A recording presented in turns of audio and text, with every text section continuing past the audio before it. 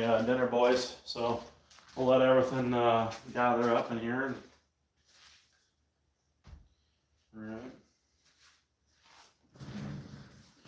We'll let everyone gather up in here. Let's see here.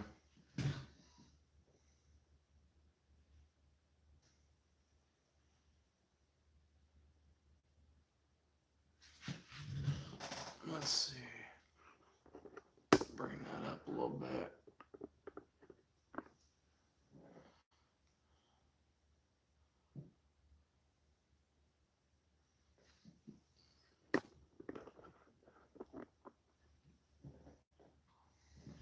That should be good right there. How's everybody doing tonight? Let's gather up in here. Let's see.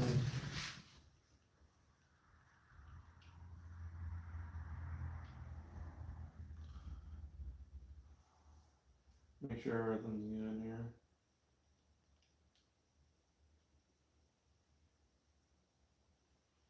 Okay.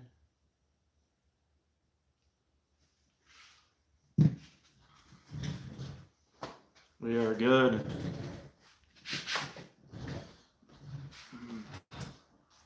I'm gonna eat my dinner quickly here.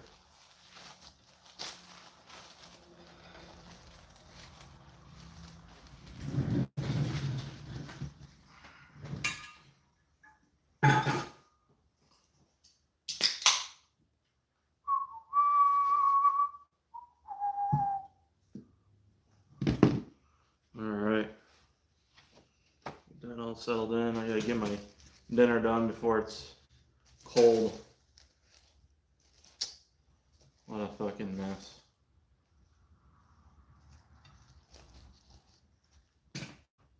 They're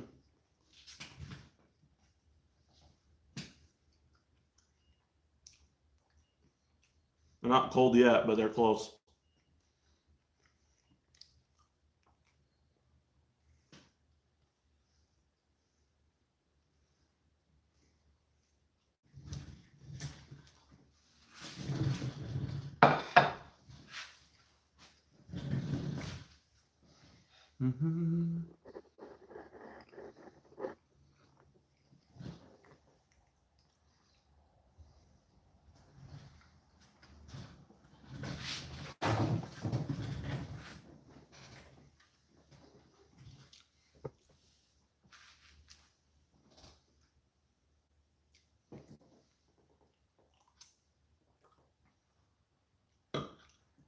So what is this? I think it's these are all set. They're all good. I just made an extra one and fucked it all up. So here. Oh. Why'd you fuck it up?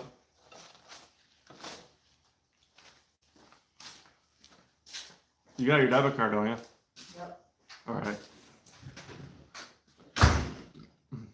No problem, buddy. I'm glad you got your plugs.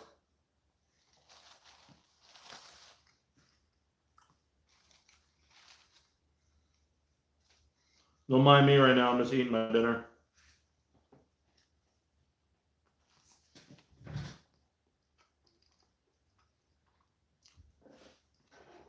Hell yeah. You install them yet or what?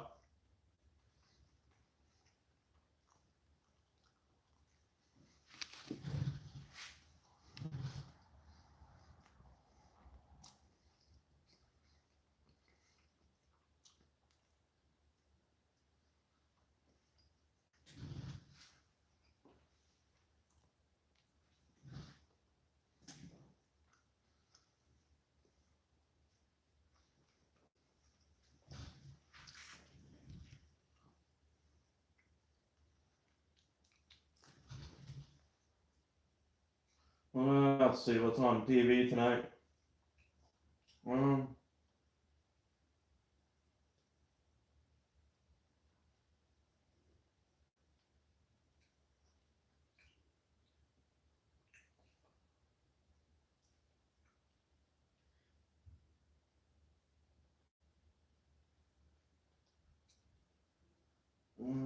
Let's see here.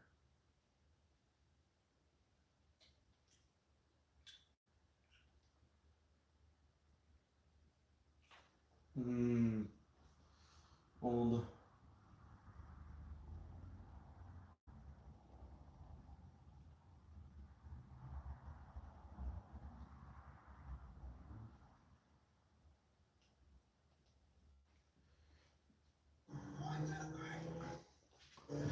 There we go. My ATP fittings came in as well. Hell yeah, buddy. That's fucking awesome. That's awesome.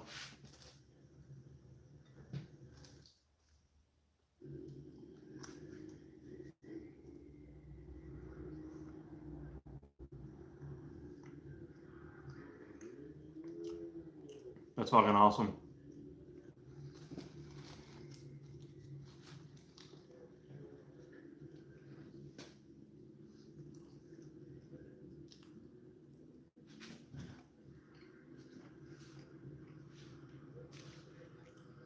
How's everybody's week going so far?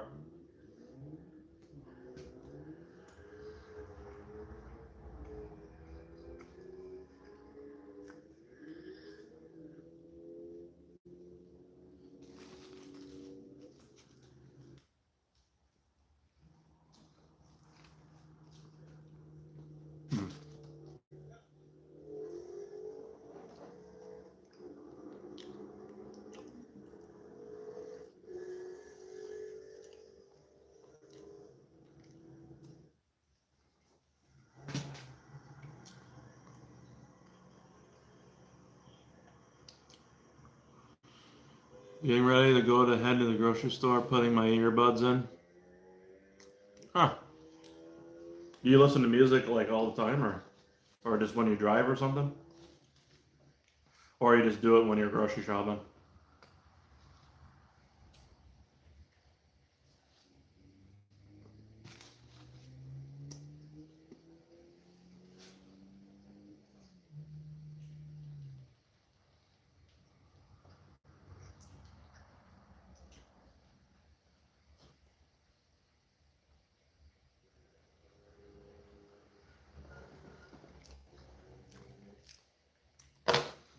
It's so I can listen to the stream. Oh shit. I appreciate that. Huh.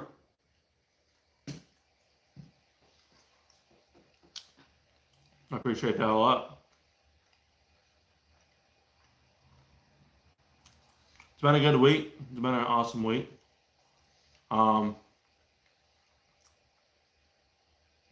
Just eating dinner right now. Getting this wolf down. Over there we can concentrate on the stream. But yeah, I mean, I haven't really. Let me see. I did find out some more information about my 2.4 setup as far as like what cams I can run and all that. But I figured I might as well wait to let everyone in here before I say anything. So they're hot dogs, but they're a famous hot dog. And why I say that is because it's a family recipe so my wife inherited it, fiance, and so that's her right there. And I'm telling you, like, if we had our so we have a business name. It's called Hot Diggity Dogs and More, but we really haven't done much with it. And I'm telling you, if we did something with these, we'd fucking be millionaires. It'd be insane. Because the guy that originally had this recipe that gave it to us, so he retired a millionaire locally, and he was selling these things. They were called Charlie's Red Hots. So it's kind of like, it's better than a Michigan. It's like a meat sauce, without like the tomato base, and it's got a little bit of kick to it. You know, it's got some cayenne, but it's really tasty. There's some onion in there. There's mustard that's brushed on. It's all grilled on a flat griddle. You got your meat sauce, and then it's split into two. So you got it split into two, just like that.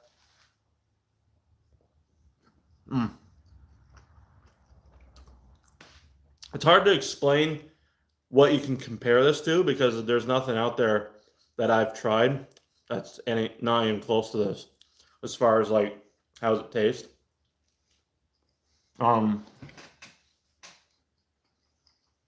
It's just so fucking good.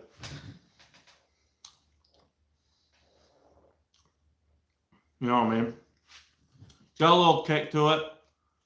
Like I said, it's really juicy. It's not dry at all. It's really juicy.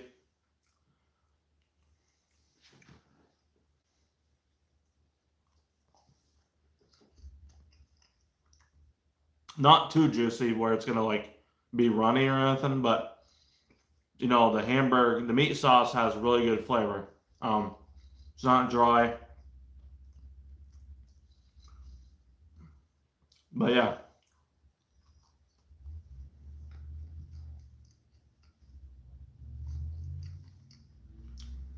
But basically, most likely we'd sell two versions of it because I do want to do it at some point. Like the ultimate dream would be to have it on like Route 66 at like a old style restaurant, hot diggity dogs and more neon sign, and I'm just telling you, it do really fucking good. I feel like, and we had a hot dog like trailer or like like a portable cart, hot dog cart, and we had it at a place, and we got so busy we wanted to put a shed in there because our shit was getting blown around from the wind being outdoors. You know, we had like a tent over there with everything for the food, cooking it, and they kicked us out. The gas station kicked us out because we couldn't have it there. So, hey Matthew, how you doing, buddy?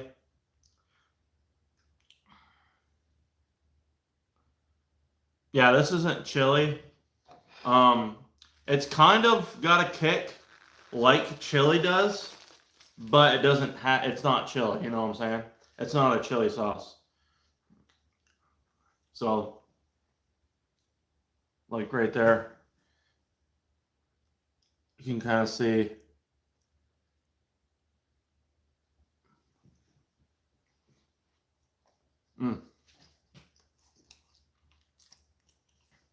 Really fucking good. Good, but at work. Oh, that's unfortunate. How long are you working till?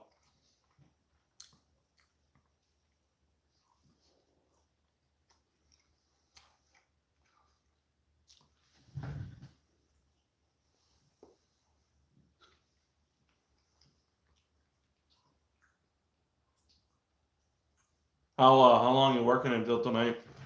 Yeah, look up the. Probably it probably is a little similar. My buddy said that they're similar to a coney.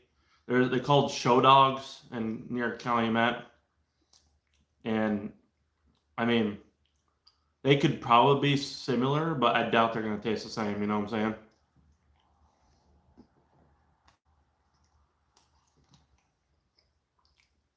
My UPS driver just came. You're on Union, right?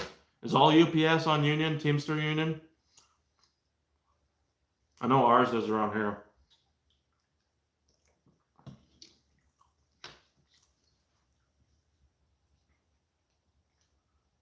Ours.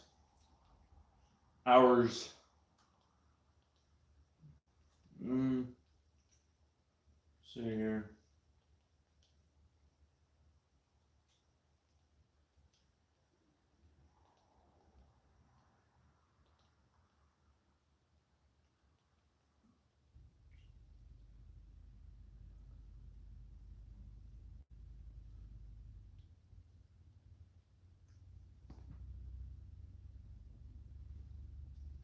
There we go.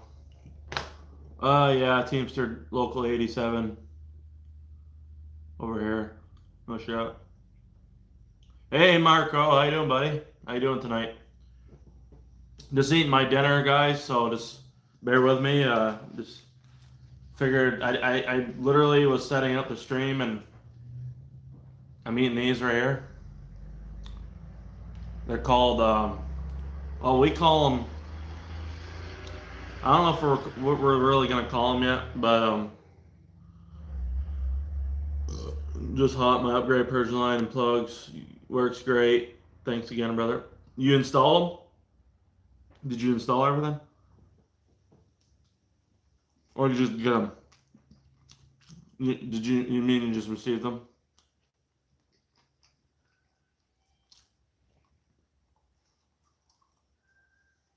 Yeah, by this time, everyone should have had got everything, as far as the spark plugs and whatnot.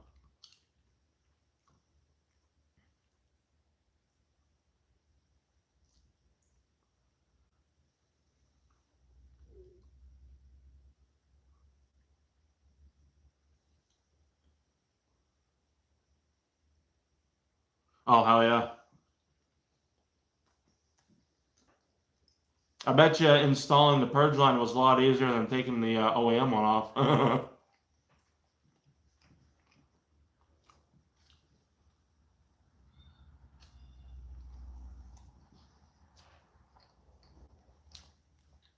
We sold 2 more.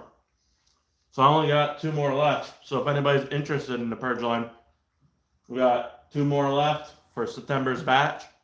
1 there and 1 there. And yeah. So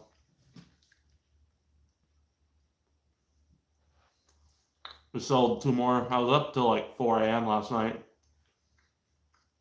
Just dialing, you know.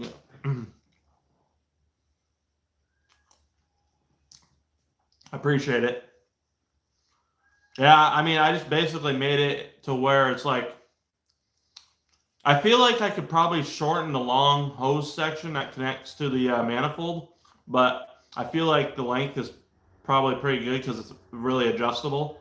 I just don't want it being too long. I mean, but I don't know, maybe like, you know, where the corner where the vacuum pump is, I did shorten that up in one revision, and I made the section where before the filter connects to the filter near the high pressure fuel pump, I've lengthened that. So I made 2 revisions on it so far, but I wonder if I could shorten up the long hose section like a 1/2 inch. I don't know. I don't want it being too tight because there should be a little bit of slack in there, but if it could be shortened up a little bit, let me know. What you think? Like, you know, where it connects on the manifold, that long hose section where the check valve is. I think it's 9 inches so it's 9 inches to the check valve to the section where it connects to the connector, the AN fitting. So, but honestly, I mean, I feel like it fits pretty good. I probably don't really have to worry about it too much. So, sounds like somebody lost their fucking dog. So what happens when you fucking let them loose? Shit. Although I ended up running the line outside of...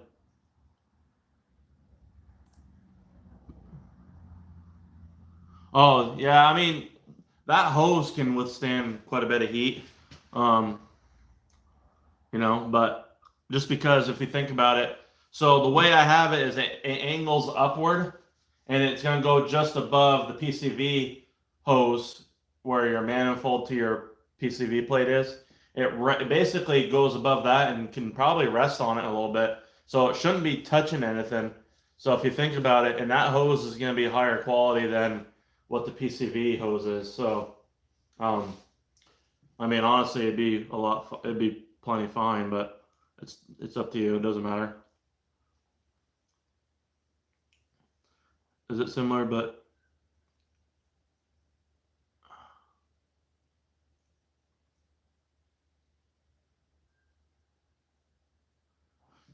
That's funny.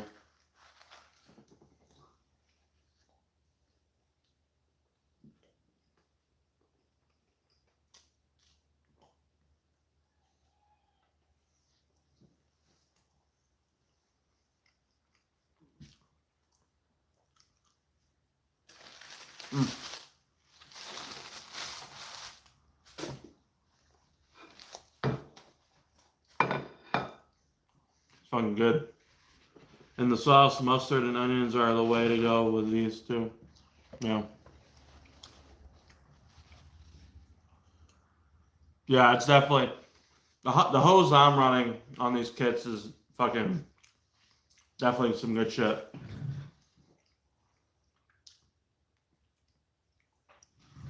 Yeah. I don't know. It's gonna drive me nuts. I have like I got a little bit of fucking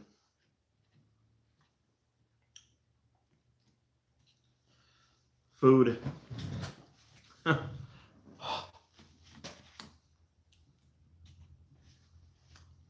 there. There we go. All right. I appreciate that, Marco. Great job, buddy. Appreciate that a lot.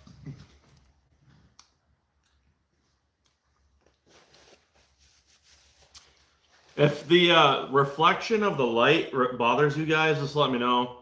I can turn some lights off, like on the TV and shit. I meant to take a picture of it before and forgot, and I had it installed 30 minutes after. It's that's funny shit.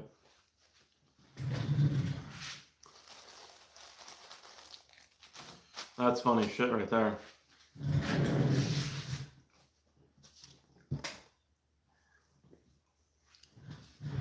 Yeah, what's nice about the kit that I make is it fits the RS as well.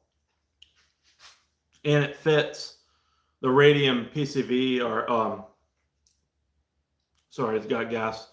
It fits the radium catch can near the high pressure fuel pump.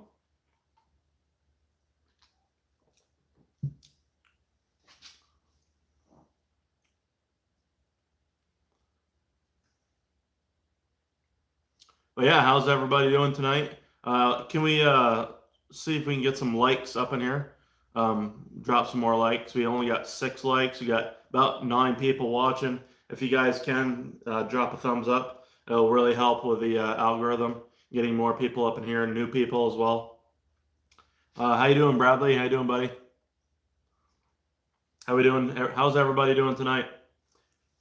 I was gonna make the last minute decision like a few days ago to go to the shootout. I'm like, yeah, I'm really, I wasn't planned for it, and I just, you know what I'm saying, like, I really wanted to go to film the fastest EcoBoost on the planet and just have some content for you guys for that. But it's like, it's not worth me going there to drive 12 hours one way. You know what I'm saying? Like, it's a long drive. I mean, it would be fun, yeah, but it's like, you know what I'm saying? Like, it's not really worth my time to go there when, for one, I didn't even plan it ahead of time, but. So the Fusion, okay, so maybe, I don't know if the Fusion 2.0 EcoBoost can run it because theirs, I think theirs is a little bit differently set up. I'd have to look at the Fusion one. I'm pretty sure on the 2.0 EcoBoost Fusion though, it is different because I think somebody asked me about it. The only way I would be able to do it for the Fusion is if somebody sent me a line, like donated it, and fucking, that way there I can like see what I could do with it. So, but yeah. I mean, I could probably do it for really any EcoBoost vehicle. I just need the fucking line to like understand the space and everything.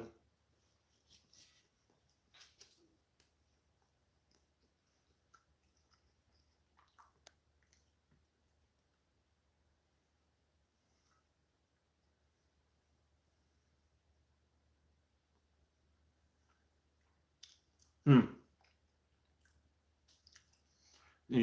How you doing, Bond? I'm surprised no one makes a divorced clutch. I never heard of that. Divorced clutch. Can you explain like what exactly is that? I've never heard of that before. I mean, I could Google it, but welcome to the stream anyway.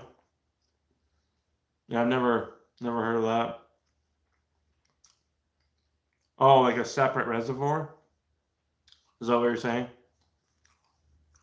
Like a separate clutch reservoir for the fluid? Oh, okay.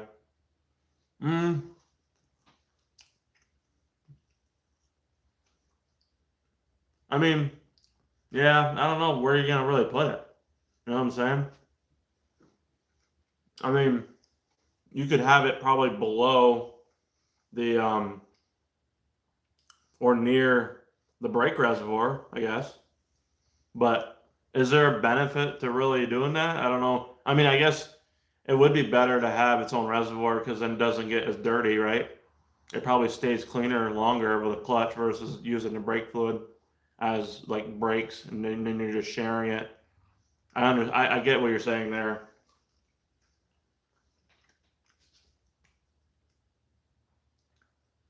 Oh, I got those burst plugs today in the mail. Thank you again, Brad. Good shit.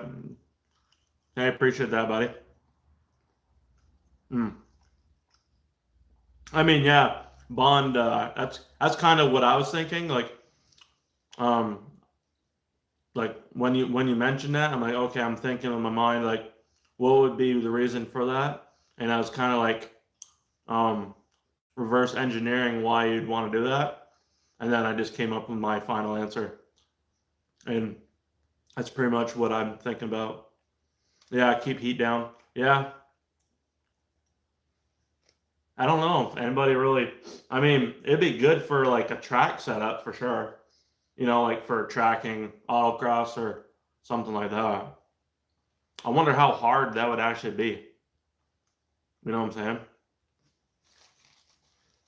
I mean, technically, yeah. I mean, I don't know where, like, what the reservoir size would need to be, or probably nothing big. Maybe what, half quart container or something like that. Half a quart, and then hmm. Having it in my Mustang was super beneficial, especially with the stainless line. No shit. I'm sure it wouldn't be that hard to figure out. You know what I'm saying? Like, really, and that's the first time I've ever heard of actually doing that. So I'm glad you actually brought that up because I like thinking outside the box for certain things, and that's one of the things I haven't thought about really even doing yet for the clutch. You know what I mean? Like, for as far as that goes, like, I never even crossed my mind to do that. You know what I mean?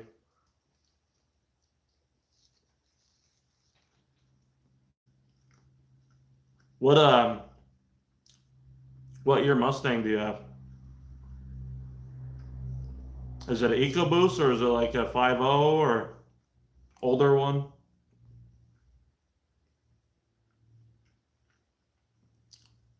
Very nice. I I raced a Boss 302. It was about that body style too. It's in it's not on my YouTube though. It's on my Facebook. I never downloaded it to put it on YouTube. I did a drag race. I had slicks on. I was big turbo. This was in 2015. I beat him. But he definitely got the whole shot on me. But whoever was driving it, I feel like wasn't doing a great job either. I don't think they spun much. But I was only at like 350 at the wheels. 350, 360. I was with my 71.63 setup on the stock motor too. So I'm putting a supercharger on instead of focus with me. Yeah, I mean the 5.0 Coyote with a fucking any boost to it is like instantly like 600 plus at the wheels. It's pretty insane. Is this stream lagging a little bit, guys? Or no? Is it lagging at all?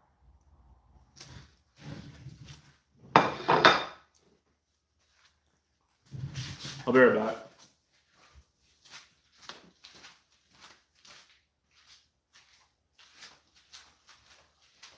Let's see here.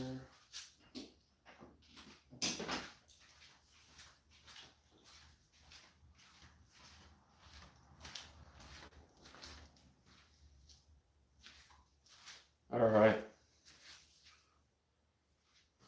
That's not as bad, I guess, but no lag, you're good. Okay. We haven't gotten the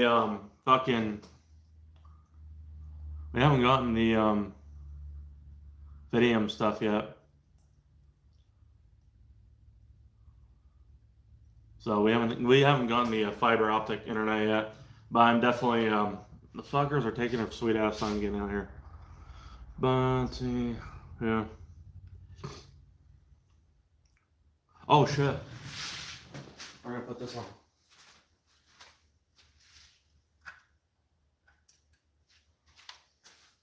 Add a little effect to it.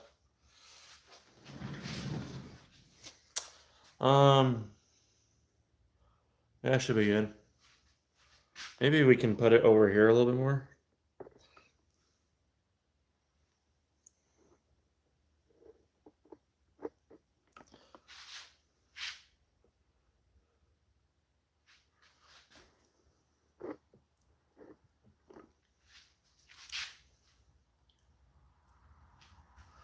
Then probably put it right there.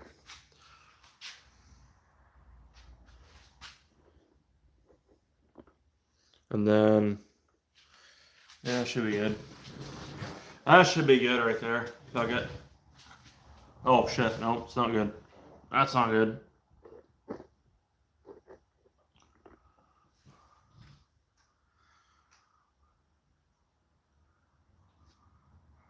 What's up, y'all? How we doing, Sinister? How you doing, buddy?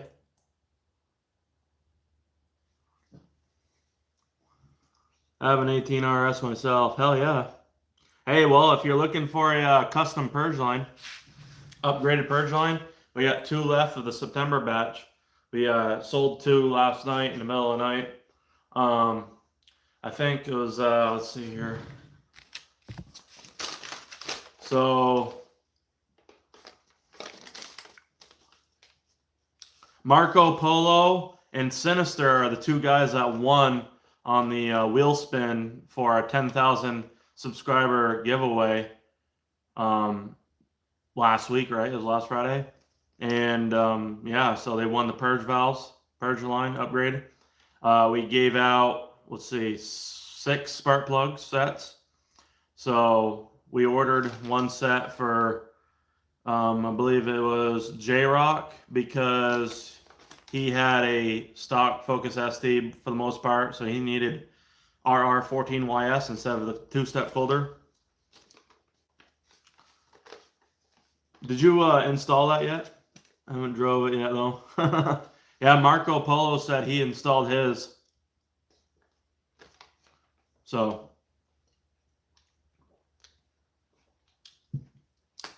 did you install yours with the line going behind, like in between the cylinder head and the manifold, so it kind of hides it? So basically, I have it angled where when it connects to the intake manifold, it goes right behind and it angles upward a little bit, so that way there it goes right above the PCV hose for like your catch can to your PCV plate, your breather plate. That way there it kind of can rest on there or just clear it altogether, and you don't have to worry about heat. I mean, if you're really worried about the heat, I mean, the thing is it's really high quality hose, so it can handle more heat than say the hose that is from the factory that's in the PCV line or catch can. So yeah, it should have been way easier to install versus uninstalling the OEM line for sure. So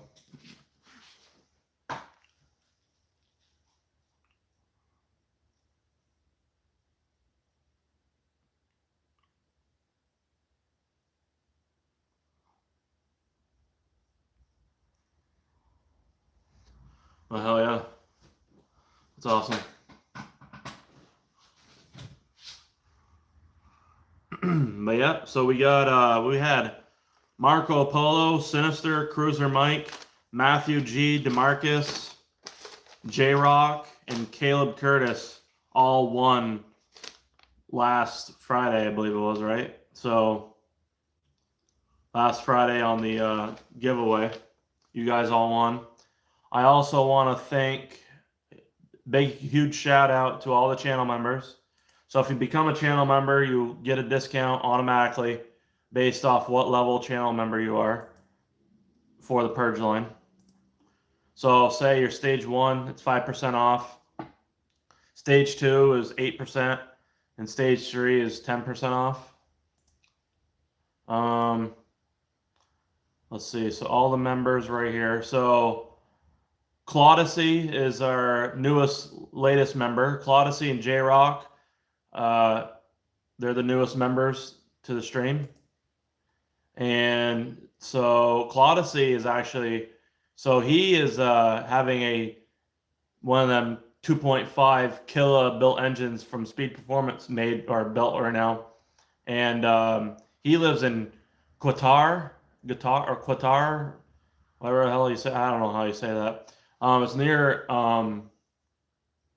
near Saudi Arabia and Dubai. And what's really insane is he was referred to me by ChatGPT, which is fucking insane to think about. ChatGPT AI referred him to my channel halfway across the world. So I want to thank Claudacy for joining, J-Rock, Matthew, Richard, Caleb Curtis, Kraz69, DeMarcus, Richard, Caleb Curtis. Oh, wait, what the hell? I'm saying it all over again. What the hell is moving? Okay, DeMarcus, Neverwinter N8, Padre, EcoBoost, and Living in Vermont. You all are members. So Padre, let's see, Living in Vermont, Caleb Curtis is stage 3, along with is there somebody else stage 3? We got a stage 2 member, Matthew Guerrero, and then Neverwinter N8 is stage 3. Okay, and then everyone else is stage 1. So I appreciate all you guys. The 2.4 rods and pistons are on their way. I'm going to do an unboxing video of those, and it'll be part of the 2.4 stroker build series for next year, just so you guys know. So all the money that is basically donated to the channel helps me build my white car, and it just helps the channel overall for like this overall quality and what I want to do with my goals and stuff like that as far as getting that stuff done. So I appreciate you guys supporting me. It's kind of crazy to think about because it's like you guys are supporting me, but also you know, obviously you guys, you know, are spending money on yourselves to build your cars. But you know what's nice is at least with my content you're able to save money for the long run with watching my videos and building your STs the proper way, basically, and RSs as well, or 2.3 EcoBoost, whatever. What are you looking for power-wise with the white one? It's gonna be probably about the same like last year. I don't want to lose too much traction. It might be a little bit less. It's gonna be around 500, 520, maybe 550. I'll see. I see a bunch of DIY builds. If you weren't to wait, what? If you weren't too keen on DIY, would you recommend EMS builds? EMS is not bad, but Speed Performance is not bad either. Speed Performance has been doing it longer as far as in terms of our platform, but there's nothing wrong with EMS. So it's up to you. Whatever you feel like is going to be the better deal. I would definitely, like, I don't know. I mean, it depends on what you want to do. For me, I have my local machine shop, clean my block. I'll have them bore and hone it. And then I'll have them polish and balance everything. I'll send my crank out to either EMS or Speed Performance, have them key it, and then so let me see here. Then fucking basically I just piece everything together myself. Usually you save money when you piece everything yourself because there's other websites that are, you know, way cheaper than versus paying for it through EMS or Speed Performance, for example. But I'm definitely planning on going full 85, E85, and then, so no mixture, and then a 93 map. Now, that being said, I was told by Speed Performance, so the pistons are basically similar to what the 2.3 RS pistons or 2.3 EcoBoost. And so I don't have to worry about clearance on the valves. And also they were saying that the stage 4 cams will not work with the 2.4 pistons and all that. They will not work. The only piston, by the sounds of it, the only cams I can actually use are the 280 custom cams that they make. So I'm gonna end up buying those. They're about $880.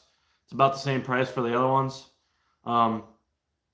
They're probably very similar to a stage 3 cam, but they're more dialed in. They're the same cams that they use for their 1,000 wheel horsepower build. So I don't know. I think there's more dialed in as far as how they perform with, you know, the VVTs and all that stuff. So they're basically like a custom cam set, and they sell them for the same price, which honestly is worth it. So hopefully that answered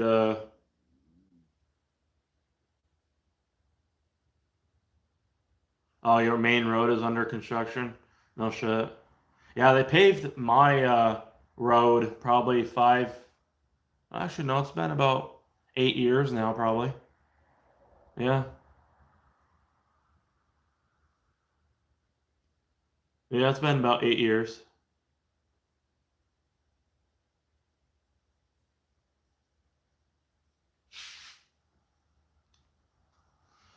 But yeah, how's everybody doing tonight?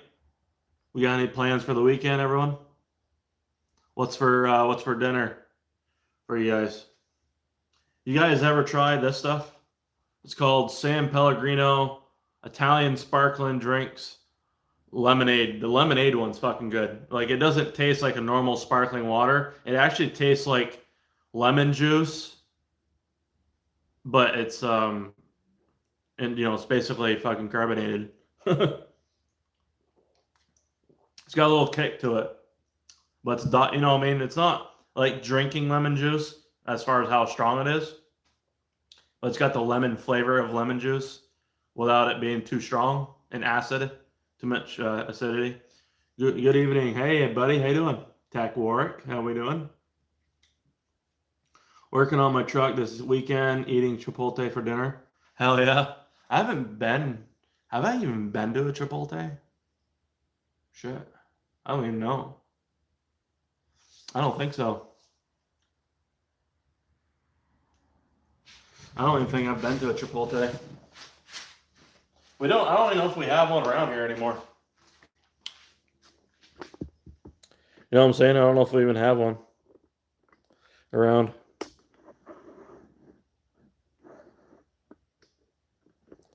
I don't even know if we have one around anymore. By the way, if you guys are interested in any insurance, Laura, my fiance, so she's a sponsor of the stream. Laura, the insurance lady. So those are the states that she covers.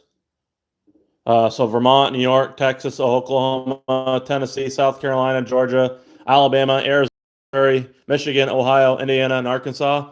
So basically, she does annuities. I can't say that right now. Annuities, and then also like fucking health insurance options, life insurance for basically everyone up to 89. She does business insurance too, like business policy insurance, like for like businesses that have insurance for all their, you know, employees and shit. She does that as well, signing them up. So But yeah, that's our phone number right there, 1-877-40-HEALTH. So, hit her up.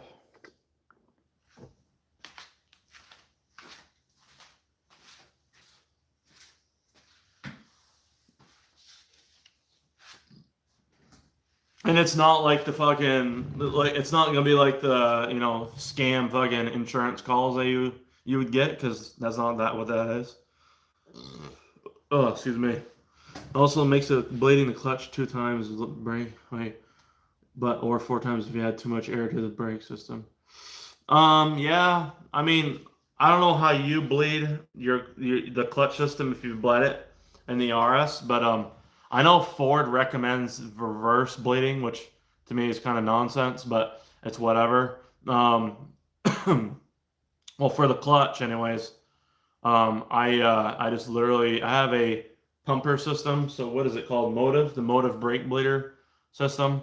I screw it on, so I'll basically have my clean fluid in the reservoir and filled up all the way to the top, just about, and I'll literally just open up the end of my cap for my little screw, the plastic screw for the clutch line, and I'll open it up just enough to where it's going to come out, and I'll have it come out into a little container, and basically just let it bleed out. I'd probably do about 10 pumps on that, so about 12, 14 psi worth of pressure, and yeah, basically just do that, and make sure the clutch is not depressed, it's up, and yeah, so just make sure it's all full fluid and no bubbles, and then I just shut it, and then I just take everything apart and good to go. Should be good. I saw a video on the Motive power bleeder, looked easy. Yeah, it's not bad. A lot of people don't like it. I don't know why. I mean, my pressure gauge failed on it, so I gotta replace that. But other than that, it's not bad.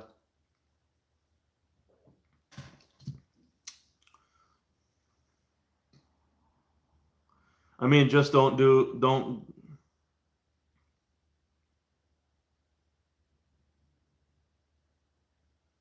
Oh, what are you talking about? Like, wait, what were we talking about? Shit, steaks and eggs are all on meat diet. Oh yeah, I need to go back. I need a diet again, boys. I'm fucking fat. Um, honestly, I really want to fast and I was gonna fast today, but then she started making these famous hot dogs, so I couldn't resist.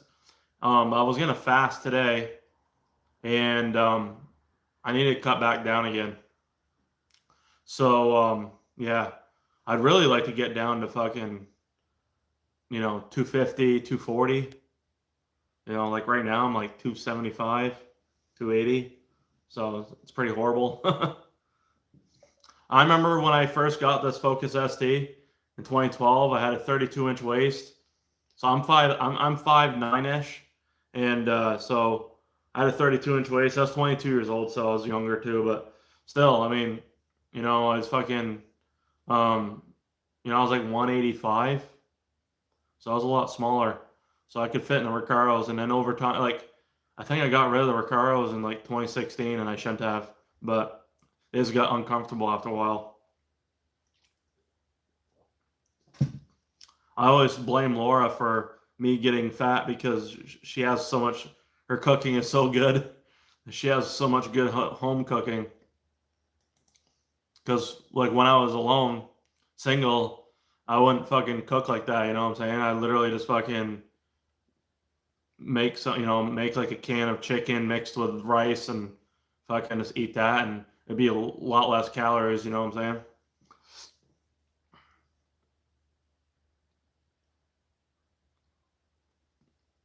Yeah, exactly. I mean, yeah, I definitely I need to fast.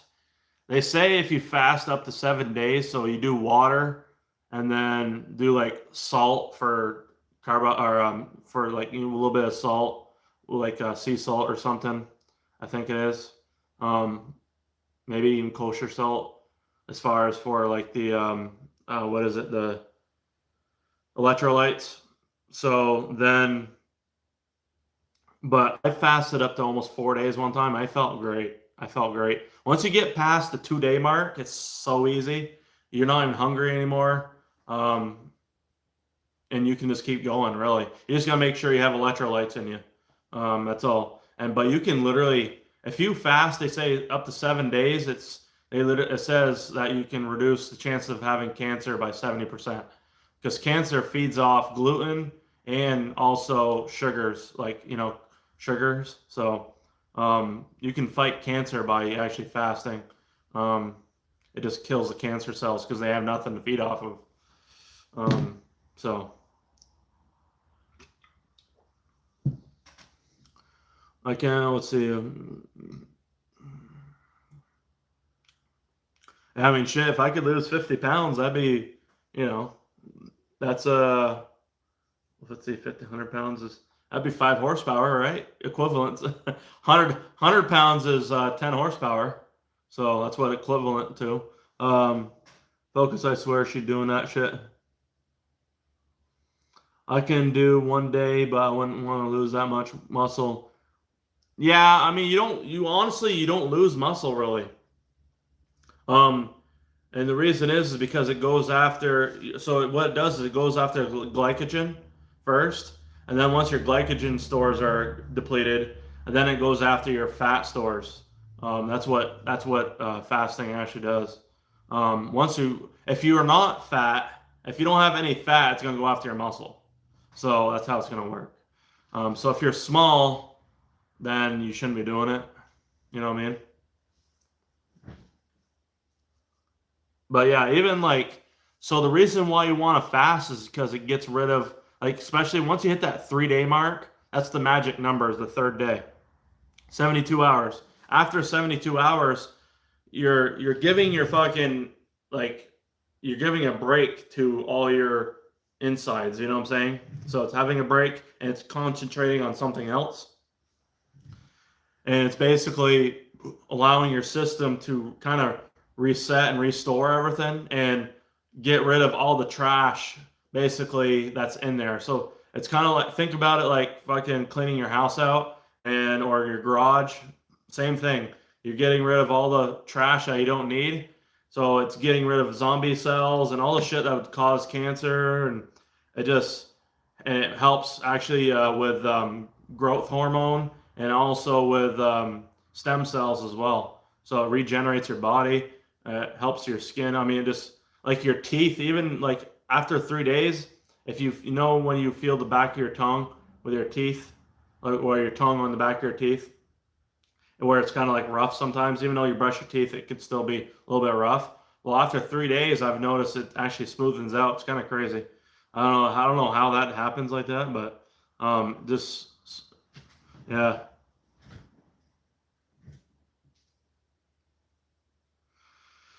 If I go to the gym, my body wouldn't have any protein to build muscle. It would just break down. But yeah, fasting is supposed to be good. Yeah, see, that's the thing, is I can't fast and go work out at the gym at the same time. I just can't do that. Because when I go to the gym, I'm fucking my body's wanting protein, or it wants fuel, you know what I'm saying? So I did notice that. We haven't been to the gym in a month since we went to Tennessee. So I really I want to fast and lose some weight and then go back to the gym. That way it helps maintain it a little bit better.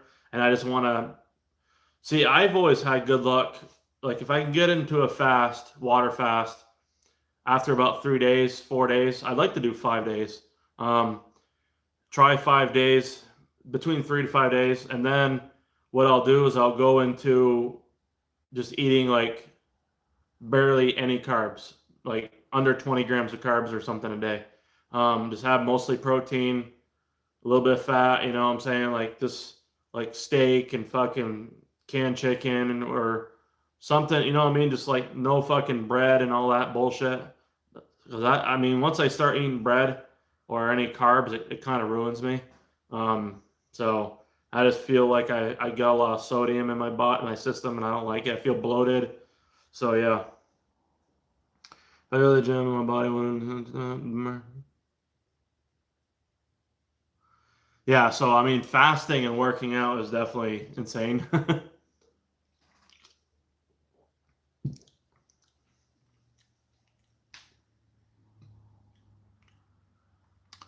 Yeah, I just can't. I can't fucking. I gotta stay away from bread. I gotta stay away from ice cream because I love ice cream. I love cheese. Um, yeah, so it's kind of crazy.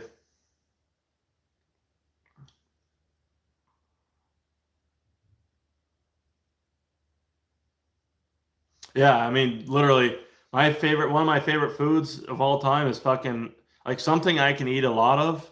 I don't know how you guys are. Uh, Something I can eat a lot of is fucking pizza. Hey buddy, how you doing, Richard? There he is. There he is. How we doing tonight? How you been, man?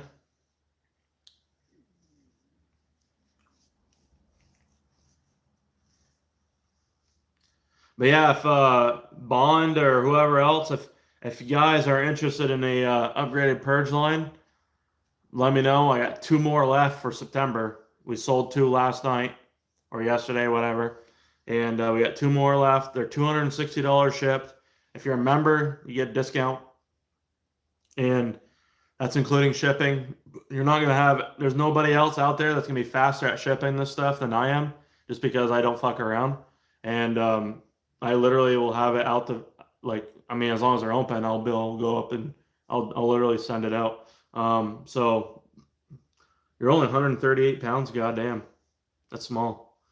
Last time I was 138 pounds. I was in like sixth or seventh grade. Shit, I was 125 in fifth grade, but I was like five.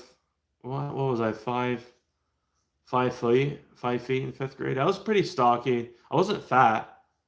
Um, I got a little chunky in high school, and I got skinny. Went down to like 165, 170. But that's really small for me. Um, I'm pretty big boned, or medium sized boned, I guess. My grandfather was a really strong motherfucker. He had this place before I did, and I bought it from him in 2012. The same month I bought my SD, actually.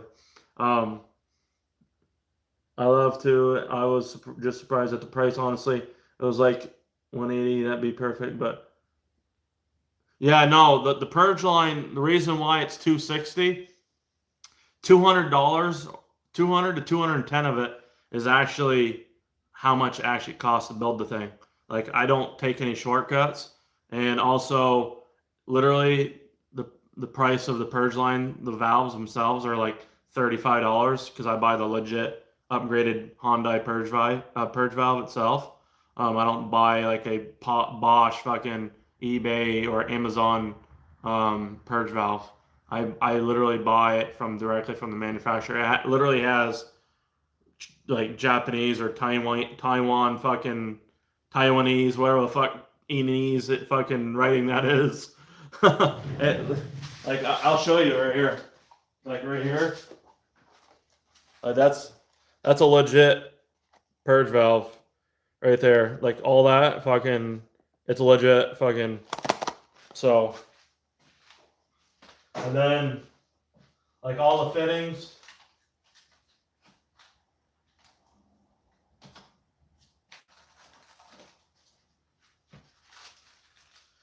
I mean, all the fittings. So we got fucking high quality disconnect fittings. There's dash 6AN. All high quality. I mean, the fittings themselves cost the most to make the line. The fittings themselves cost about, I would say, $110, roughly. $110. And then the purge valve is $35. The fuel filter is like $45 after taxes and shit. Then you got the line. It's 19 inches of line, which is, I don't know, $15 worth because that's high quality line. And then the clamps add up. I use a Tiker clamp. The check valve is about $10, $15 or so. And, it's a 50 PSI plus rated check valve.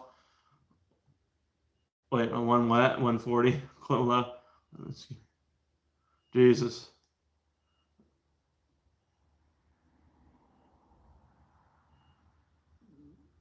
Yeah, no, 180, I would be losing so much money if I sold them for 180. Like even at 250, I'm losing money because I'm literally so 260. The reason why they're 260 is because I'm adding in the shipping costs because literally the purge valves have gone up because of fucking tariffs and like gone up like $5 a piece, and then the shipping has gone up $1, but I haven't increased the price of the purge valve or the kit itself. I've kept them at 260, so now I'm not going to increase the price. So I'm just kind of taking a loss, but I also have to pay myself to install, like put it all together. You know what I'm saying? I got to make like probably 20, 30 bucks off that at least, you know, pay myself. And it takes me about 10, 15 minutes to put one together if I'm really going at it. So, I'm,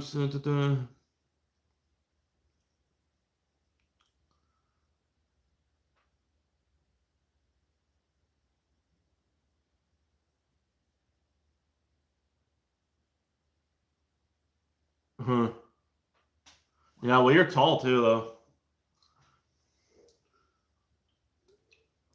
Fucking 6'5", 6'6".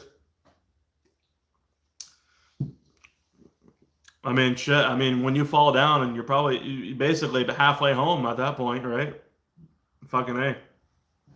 Do you know the PO51B code? If it says something about the crankcase. Yes, I do. Exactly. Okay, so that is. I got that code when I messed around with. So do you have a 15 plus, Richard? Um, I'm just fucking with you, Demarcus, by the way. So I had that code for my 2015 ST, the Dark Knight ST. And the reason why I thought it was the radium check valve because everyone's saying, oh, those are restrictive, even though I've never had a problem with my white car, but I think it's because I have the proper like crankcase ventilation. So yours is 16. So okay, this is what I found out the code was. It had to do, and you can have it fucking disabled. So you know your intake tube, that fucking PCV line that runs from the intake tube to the valve cover, that sensor bullshit right there that they added for the facelifts. So that, I had that disconnected on my line because I installed the Steeda line. So I had it running off to the side and I got that exact code. And I'm like, oh fuck, I wonder if it's that radium PCV plate. Well, then I realized, no, it's not. I actually talked to Radium directly and said, no, that code has to do with that, and or something else in the system. It has nothing to do with the check valve. So yeah, I fucking had that code. I basically had a flash tune by Stratified. I asked him, hey, can you disable that intake sensor? And he looked at it and he said he can. So you can have that. Any of the facelift guys that has that intake sensor on the PCV hose there for going to the valve cover, you can have that eliminated. You can have it. You can literally disconnect that. Just have your tuner fucking disable it, and they can disable it. It's legal. So, or if you don't want to disable it, it's most likely a bad sensor, but it's stupid to replace it because it's like $100 sensor. It's so stupid. It's dumb. I would have it disabled so you don't ever have to worry about it ever again, personally.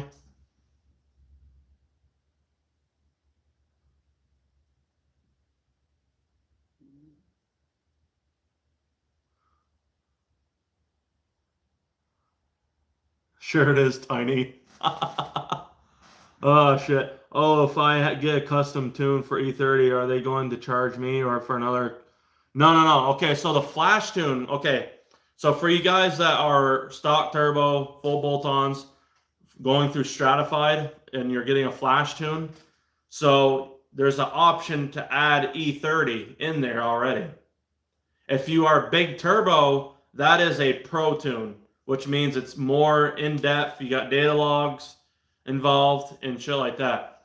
That will be more expensive. It starts off at like 350 bucks, I believe.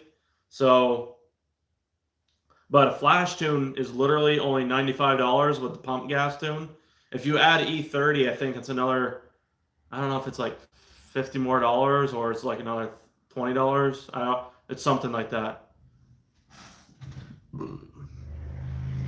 Also, highly recommend for the guys that are new in here, Bond for your RS, get your tuner to adjust your idle for 1500 at cold start. So when it revs up, on your cold start, and then it idles down, have it idle down and have it set for all the time at 1100 for your like low set point. It runs way smoother that way.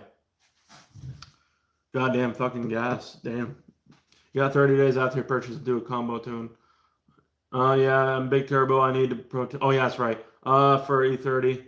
Yeah, you need pro tune for that, for sure.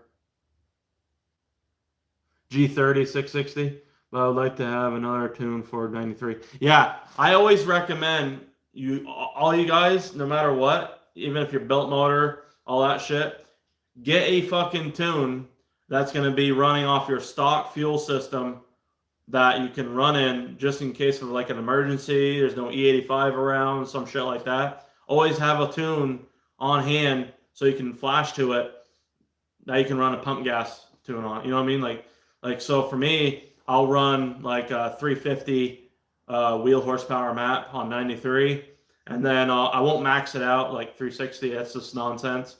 I'll run a 350, and then I'll run. For me personally, it's kind of a waste of money to have a 93 tune on a 4-port because it's literally only another. I mean, it is another 50 wheel for my case because it'd be 400. But personally, I feel like it's not worth it. I'd rather just skip to the E85 and save a little bit of money for the 4-port only aux fuel. So, for example, that's what I would do. And then, yeah, that's pretty much what I do. Like 450 to 500 is like the best wheel horsepower range for these cars for reliability, built motor. Like that's the best range. I mean, 550 is good, but it's like you're really on the edge. Past 550, you're on the edge of fucking like needing to replace a lot of shit at some point in time. Whether it's going to be a transmission, like not really so much the gears themselves, but it's just you gotta really watch what you're doing with it. I found early on that these cars don't like drag racing. Like I've literally, I went through 3 transmissions early on. My first transmission was second gear. I'd beat on it and I'd fucking go to the drag strip a lot. I had a lot of videos on my old YouTube on it. And yeah, so I ruined second gear. And then the second transmission was bad from the factory, so that wasn't my fault. And then the third one, which is the one I still have here, second gear went bad again. I had a fucking short throw shifter bracket, Steeda plate. So if you guys have a short throw like plate or arm, honestly, I'd fucking get rid of it because you don't want it. If you have the arm, at least put it back to the stock throw. But having a shorter distance throw, I'm telling you, is going to ruin your fucking transmission at some point. So let's see here. Is that because of Purge valve or just because, wait, what? Oh, don't worry. Okay, so the open deck, your block, the RS block is good for mid 400s. And so that being said, you can't let modding scare you because in a lot of cases, modding can actually preserve the longevity of these cars if you do it right. So that being said, fucking Anthony, he's not in here yet, Maverick. So Maverick has a RS. He actually bought the car because of me. Like he literally got into it because of me because he had a Maverick as well, boosted Maverick.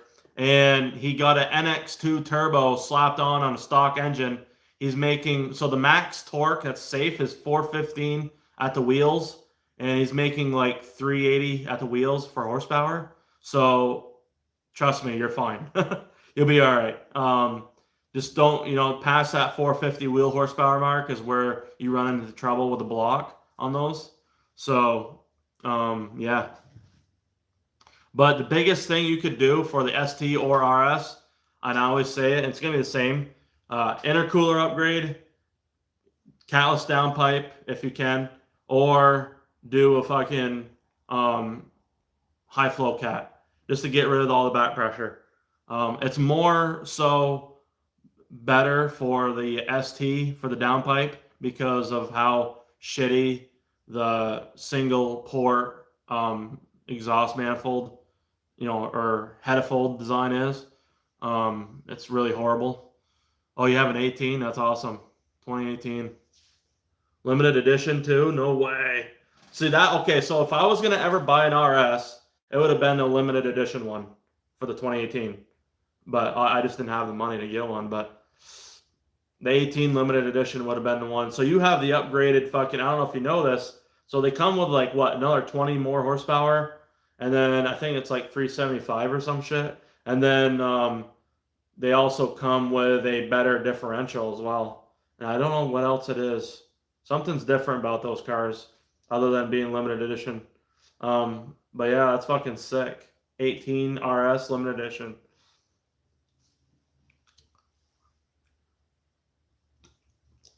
So here's a good one, Bond. So there's a guy in Greece.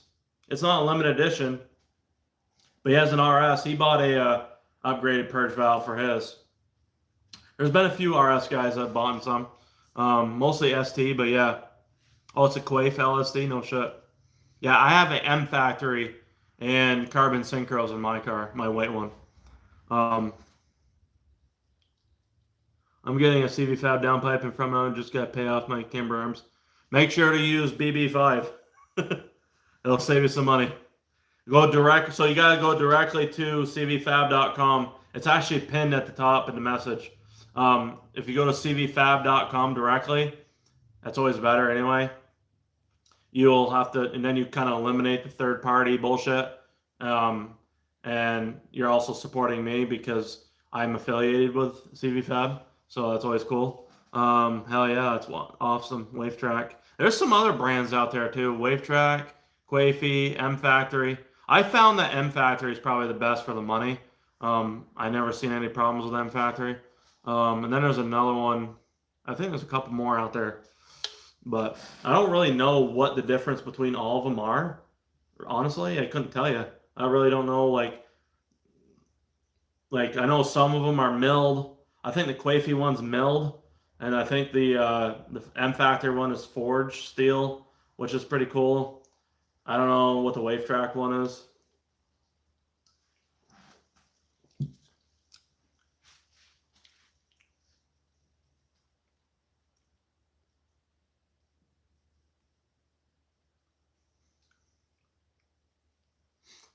But yeah.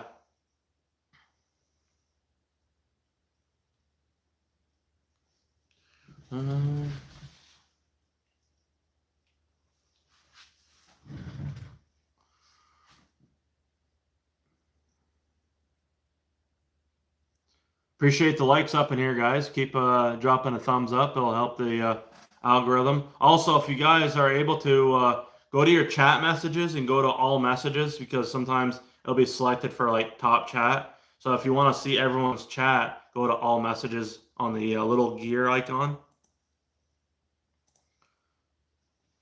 Oh, see, I've seen an old lady's ST today. I'm very hopeful. Future of these cars. No shit. So I was literally the second Focus ST around here. So when I bought mine, there was only one other person that had one. I was the second one around here. And I think I was the second one at my dealership that ordered one too. One guy that worked there ordered one. But I think I received mine first.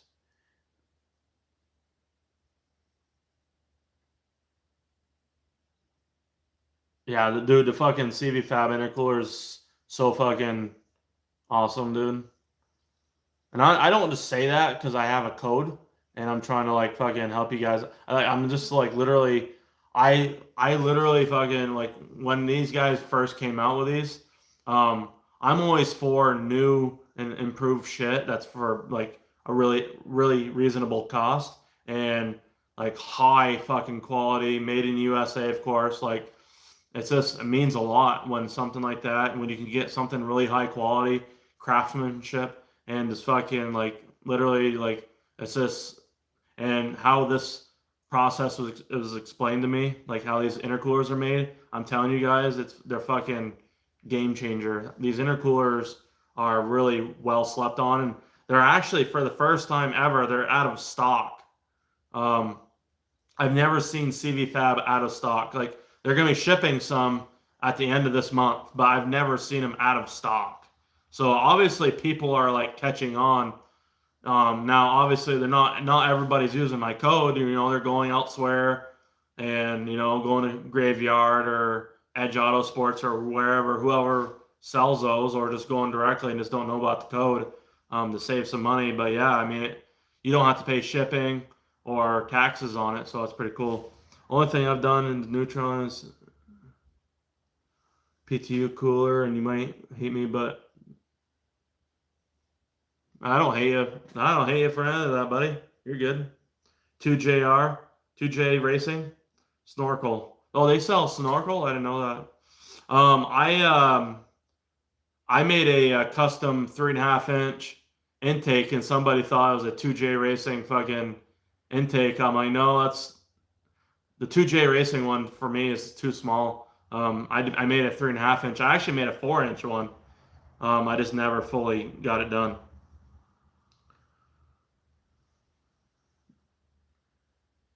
You had to pay taxes on it in Florida? Oh, because you live in the same state. Yeah, because CV Fab is in Florida, so that's probably why. That's kind of interesting.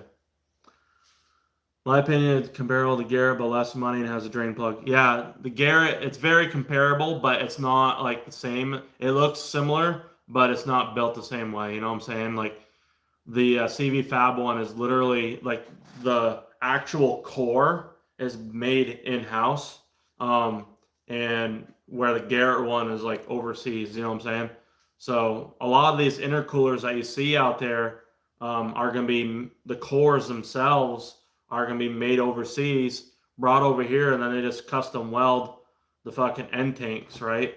Where these guys, they literally build everything in-house, and it actually makes it more efficient. Like if you actually see the plating on the CV Fab, like the bars, see how much, like pay attention to how much thicker they are versus everybody else. Like versus everyone else, the bars where the air flows through is so much thicker. These intercoolers have a lot of like really good efficiency for the size of them. And that's just one standout thing that I've noticed. Yeah, 2JR, yeah, the 2J Racing, they have that intake that goes to the cowl. Yeah. I didn't know they made a snorkel though. Like what the fuck is that company? Velocitech? Those fucking things are so expensive. Jesus. And they break easy, they crack. This car had a Velocitech RGB snorkel on it.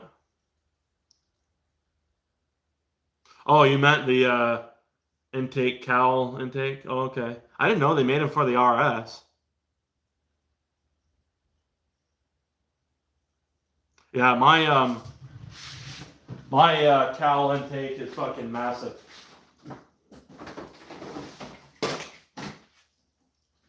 So this is my cowl intake right here. So this is a 3.5-inch OEM plug and play style fucking catch can setup, Amazon. Filters just right into the silicone, little filter wrap, so I don't have to worry about the filter getting dirty. It's probably really restrictive. Well, probably not too restrictive, but this is an AEM dry filter. But yeah, I literally have a piece of aluminum in there, and then aluminum probably about 8 inches or so, 8 to 10 inches long of aluminum right here, 90-degree long, 90 radius silicone, and that's it. Really, it's pretty easy. And then I have a 4-inch one as well that I made.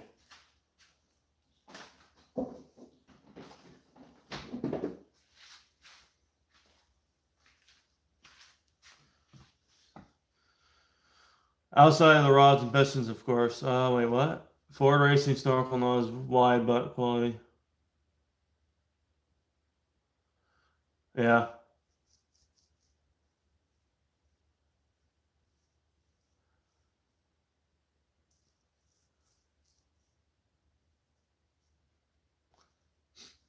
I mean, the cams are good for 500, but it's like after that you lose your efficiency after 500. That's where you kind of just run into back pressure issues. So I feel like stage 2 cams are probably the most perfect for a 2.0 and 2.3 build. That's normal. Stage 2 cams, because the higher, so the bigger the cams you go, the less like so basically, they're not going to last as long. So it's harder on your valve train because you got more duration and more lift. So it's actually harder on your buckets, on your lifter buckets. So, and yeah, it's just harder on your shit. So I feel like stage 2 is all around the best for longevity purposes, especially if you're like a fucking daily in it or something. Let's see here. Carlos Mora, evening WhiteBlurr. How you doing, buddy? Random question: could we delete our intake system and run a like the Turbo Guard instead? Just curious. Yeah, I think you could because you could definitely do it. I believe you can just have your tuner disable the intake fucking sensor. All it is that like literally just for fucking measuring a little bit of airflow and for fucking temperature anyways, intake temp sensor. So I feel like that could be disabled because but yeah, I mean, I wouldn't get it unless you did Sidewinder kit for sure. It's not worth. I wouldn't do it like down and below because, I mean, personally, I'd rather have a filter in mine because I don't want to suck in dust and bugs and shit like that into my engine. But I run a cob dude before me, but appreciate that. Um,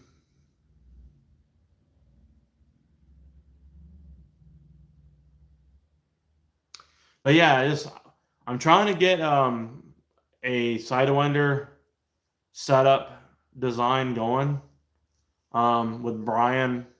I think I don't know if he's up in here, but Brian Bazista, I think his last name is.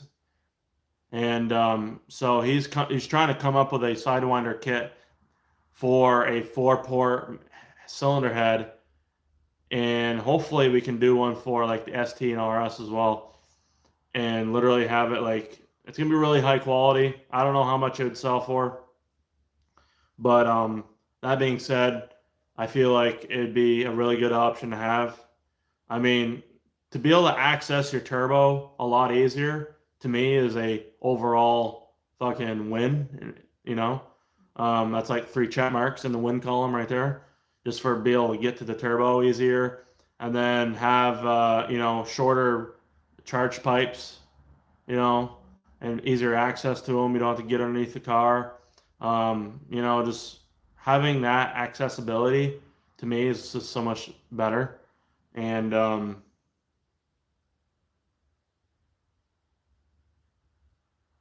yeah, it's the VJB or some shit. His name is. It's Vinny. His name's Vinny. Um, Signware. His is an eBay one. He got one. I mean, it works, but like his is more like an eBay one. I don't know where. I think that's what his was. He paid like $900 or something for it. But I don't know how the welds will hold up. I mean, it's held up so far, but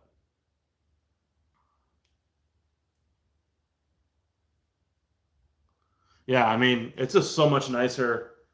I mean, relocating the battery is so much easier than I expected it to be. So I have a video as well.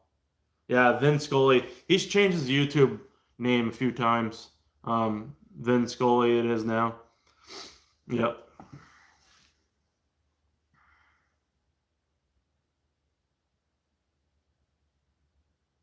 Yep.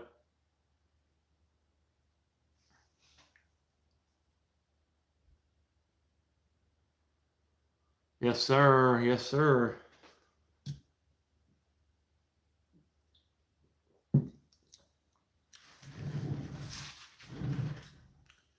But yeah, we have so we have 2 more Purge lines left, boys.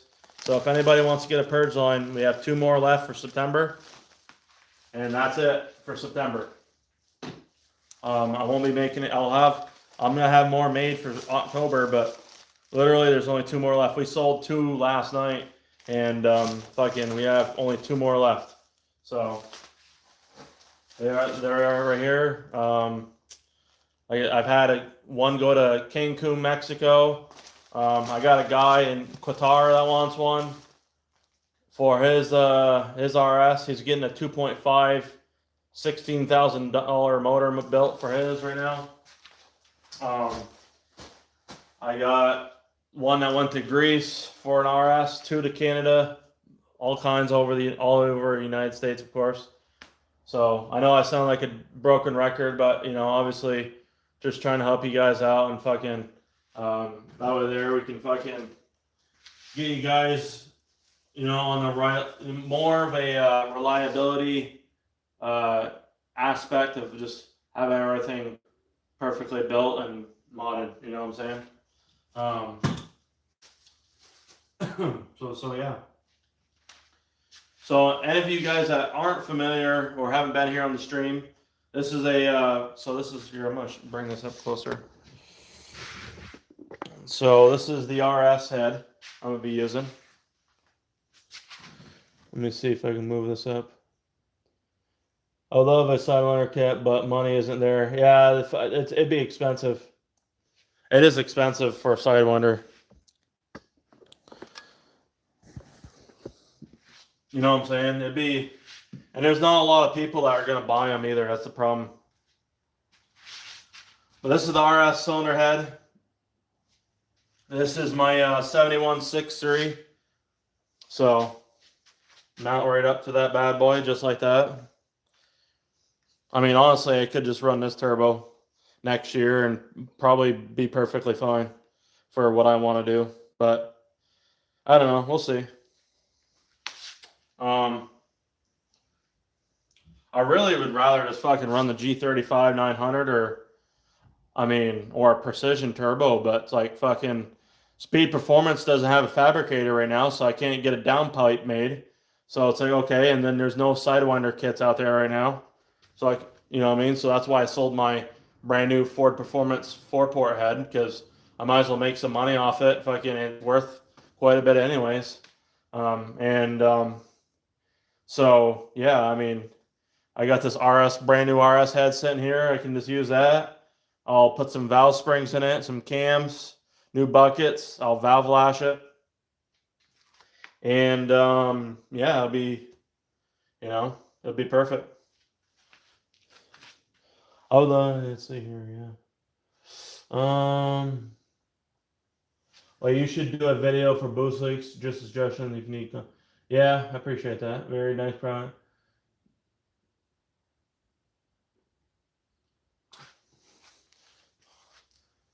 But yeah, fucking. So these are the Purge lines. These are, this is my 2.3 pistons and rods I had last year. Boost line rods. These are fucking the best 2.3 rods you can buy off the shelf. So.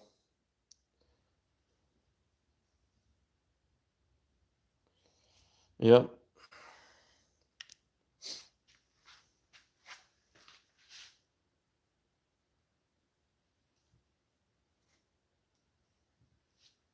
But yeah, fucking pretty much is. And then there is the behind the ladder is the WhiteBlurr, and then there's the Dark Knight ST that we built. So we got a build series that were just released for that. So yeah, that's got a built bottom end. I'm actually selling it. I'm selling it for 14 grand. So yeah, fucking. So if anybody's interested, come with 12,000 cash. You'll be your car. 12 grand cash. You'll take it away. Over there, I can build my white car faster. I can get my white car done quicker. I mean, I'd keep it. I don't need it. You know what I'm saying? Like I own it. I don't need it though. You know what I'm saying? Like I just don't have any like personal connection with that car. Where like the white one I've had since it came out. So it's also rare. It's one of 32 on the planet. So I mean, there's a big difference between the black one and the white one as far as like actually if you think about it. But yeah.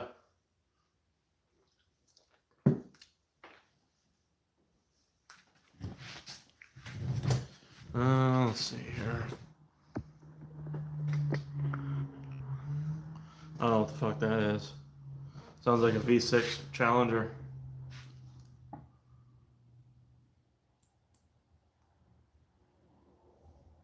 How so? 132. What's special? Curious. Okay, so I have a Ford Performance certificate. I can show you guys. So there was 1,576 of the 2013 Oxford Whites made total in the world. 1,576. And but yeah, so anyways, so there's 1,576. 1,000. I have to look at the number. There's like 1,000 and some change had sunroof.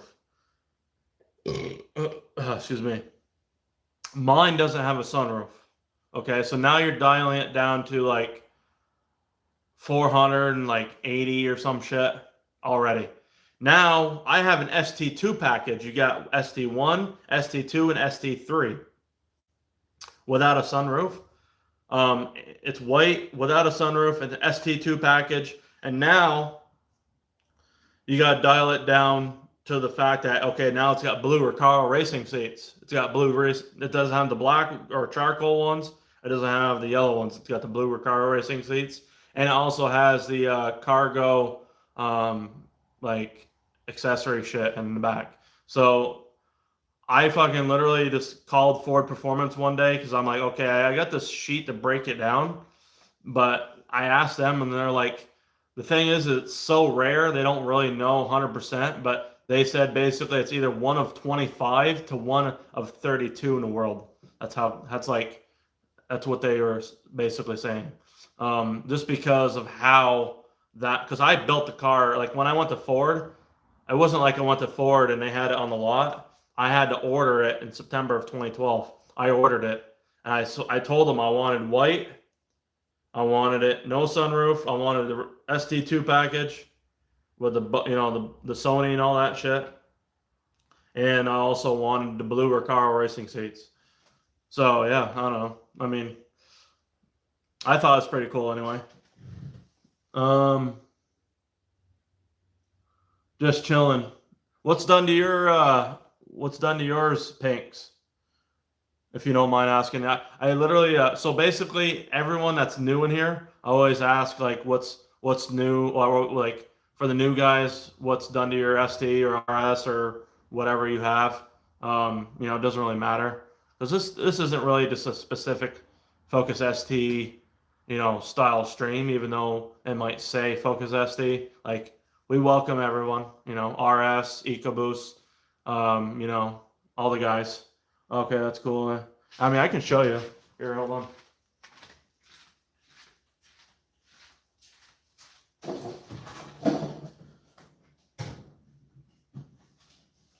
Here. Let's see here.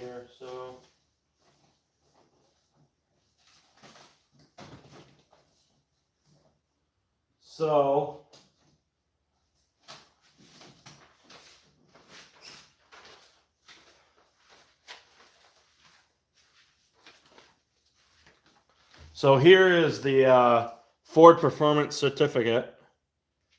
So says right here, limited edition 2013 Ford Focus ST, assembled in Michigan assembly on 11/2/2012. So I ordered it literally in September, end of September.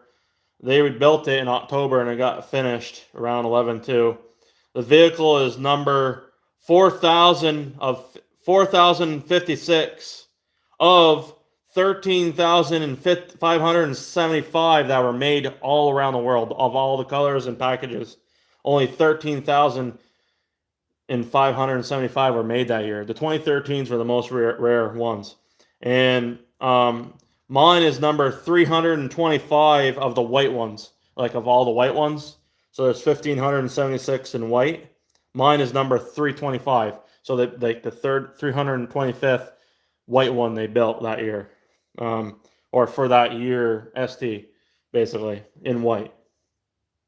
Okay, and then so if any of you guys have a 13, I have the whole production spec list right here of like how many was actually made, like for that year, 2013, and what color. The most rare color is actually silver.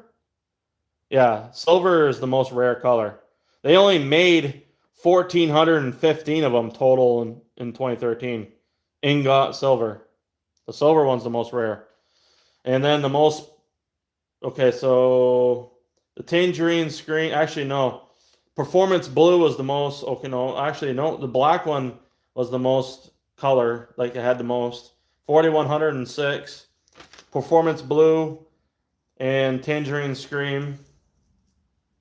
And then the race red one was 1,526. So the race red one was a little bit more rare than the white one. Yeah, it's pretty crazy.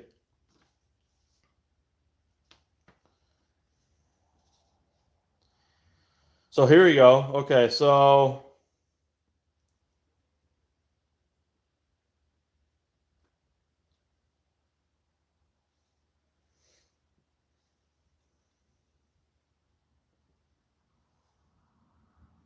$1,079 of the white Oxford whites were with a sunroof. 1,079 out of 1,576.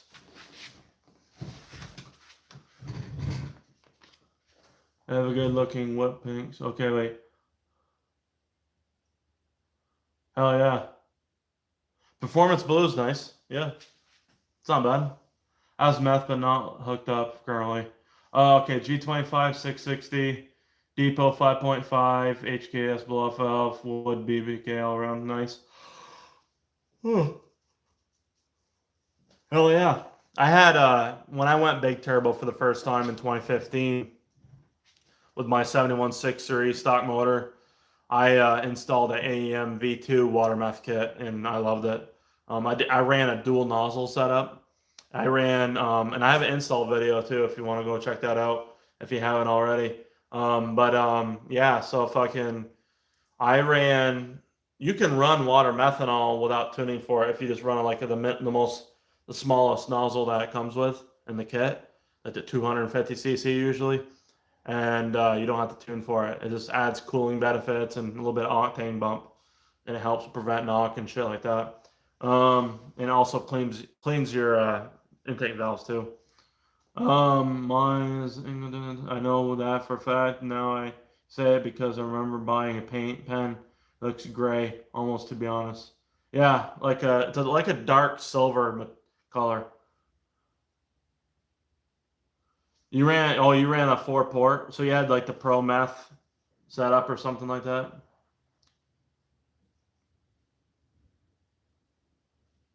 How you doing, Jesse? How you doing, buddy?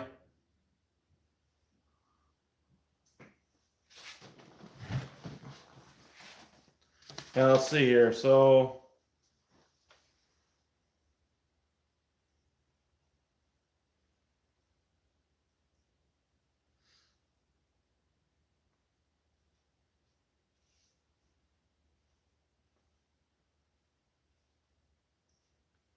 okay, so here's a good one right here. So in the United States, they only had 1,259 white ones made. So, excuse me. So United States, Canada, Mexico, and export. So 31 of them were export. So whatever fucking country that is, I don't know, probably the UK or something. Because they didn't make these cars worldwide in 2013. When they went 14 and on, and they got like They got cheaper with the fucking shit. Let's just say that. This facelift, so the facelift, the roof feels like fucking tinfoil compared to my pre-facelift 13 on my car. Like my white car, the roof is so hard. Like it's got a lot of structural like steel in there versus the pre-facelift ST2 that I had rebuilt. Literally, like there's like I don't know, must be like a facelift problem there. I don't know, they just don't make them as strong or something. I'd hate to fucking roll it. I installed injectors in the plastic. Wait. Oh, no way, dude. No. That's why. Wait. You installed the injectors in the plastic. You mean your OEM injectors or what? Or the, I don't like load, so it's fine. Yeah. There's a yellow one. The yellow one is like you're talking about the facelift one, right? The actual like yellow one, not the tangerine scream.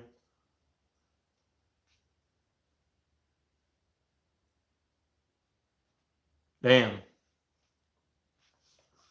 That's fucking unlucky, Pinks. Installing injectors in the plastic. What the hell? The meth injectors were in the stop manifold. That's crazy, dude. Sorry to hear that. Shit. Tripiel's brighter flat color. Yeah, I'm not a fan of. I don't like yellow, anyways, really. But let me see here.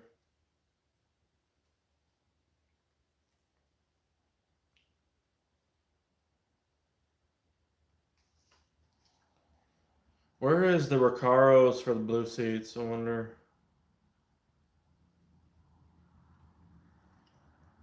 Oh, here we go. So in blue. Okay, so here's the thing. Okay, this is what makes my car so rare. So the 8R package, the blue performance blue charcoal black Recaro racing seats. There was only 103 of them for the ST2 package. Or no, 103 were made all together total. That's insane. The Tangerine Scream was only 13 of them in white. That's crazy. So 103, and that's including sunroof and without sunroof. So mine's without a sunroof. So that's where it dials it down to. That's the thing, is it's hard to figure out what, you know what I mean?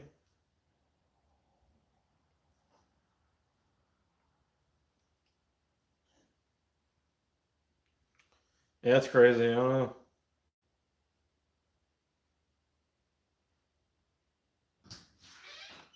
What's up? Magnetic gray, I have blue and black ST2 seats in mine, 2014, hell yeah. All set? Mhm. Appreciate it. Thank you. Amongst some, I don't care for much other than a plain as fuck white. For me, yeah, I mean, the only reason why I got white is because it's going to be the coolest color in terms of like heat soak, for the sun heating on it. It's going to be the coolest color. And also, it's the most, like, it's the color that the cops are going to least bother you with. You're not going to be bothered by the cops because it doesn't stand out. Looks pretty basic. Looks slow as fuck. So, I mean, it's a sleeper car. You know what I'm saying? Like, white is a sleeper color, in my opinion. Best way to use meth is for cooling and not fueling. Yeah. I mean, if you can do it for fueling if you do it right, but it's really risky for the 4-port stuff. I just like doing it for cooling. I'm going to look more into meth. Car not fun type. Well, I mean, if it's for the car, it's definitely for fun, right? I hit the estimated 475 over. My tuner warned me. Jesus. I hope you got a built motor in that fucking thing, because goddamn, you're gonna be snapping a rod here pretty soon. At that, I mean, unless you're, is that when your motor blew? Because you had, I mean, you were pushing 475. That's quite a bit. I mean, there's been people I've made that, but they don't. The motors don't last long. Yeah, you snapped the rod. Oh no. Yeah, I mean, past 450. I mean, honestly, past 400 on a stock motor is you're really just, you're riding on a fucking, you're riding on a fucking unicorn at that point. So, you're just waiting for that fucking motherfucker to blow. Widow to blow front of the damn dude.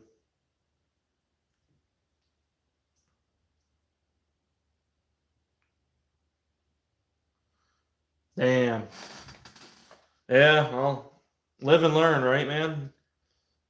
I'm fortunate that I still have my original block and cylinder head from 2012. This is my original block right here. So what happened to mine? My original piston right here. So my 2015 to 2020 setup, I overboosted messing around with the compressor housing. So I went from an EFR housing to an SXE, and the SXE housing has this boost reference port for the nipple. Well, it wasn't drilled out all the way, so there was no reference. And so I didn't know that, and I had it all hooked up properly, and it wasn't getting no boost reference. So it literally hit its target boost, and then all of a sudden overboost. So that happened a couple times, and it destroyed cylinder one as far as like the ring lands go, which is a common thing other than a cracked cylinder head. Those are the two top failures. So fucking luckily the rings were holding it together when I took the engine apart, but the chunk came off. I don't know where the chunk went. I think I threw it out or something, but yeah, so this is cylinder one. It was 100 psi of compression is what I tested it at. So look at that fucking thing, huh? They should have made these out of fucking some sort of forged aluminum. They shouldn't have had them cast. I mean, it's stupid, honestly.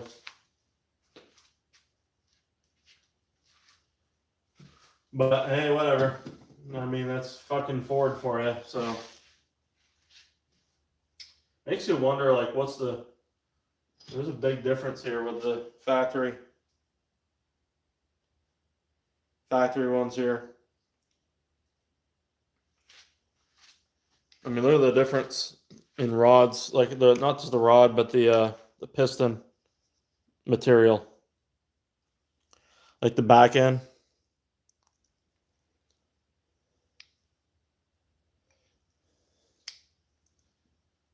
Yeah.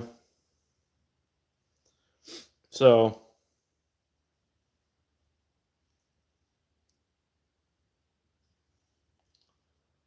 huh. Yep.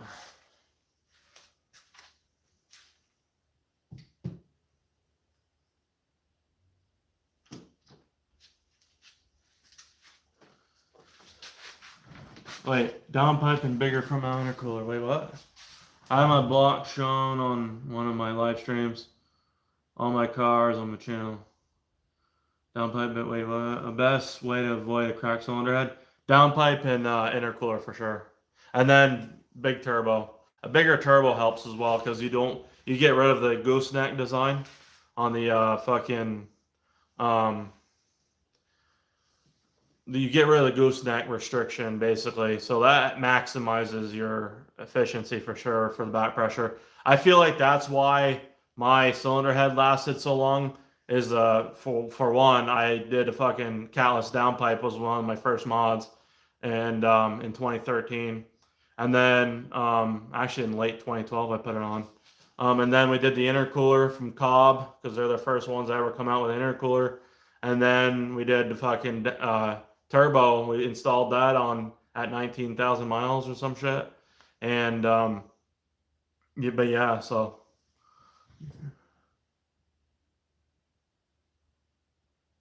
no, you're good. So yeah, but catless downpipe, intercooler are gonna be the two best mods for cooling aspects. And then obviously a dry flow filter, drop-in filter. The OEM airbox is really efficient, and you really don't need to upgrade it. You could do the intake tube if you want, but for a stock turbo, you're not really gaining anything out of it because it's just a hair dryer. Literally, any one of you guys can blow harder than the fucking stock turbo can. So, I just want to plumb my external wastegate into the exhaust. Okay. Well, I mean, you could get the CPE downpipe. They have a downpipe that plumbs back in.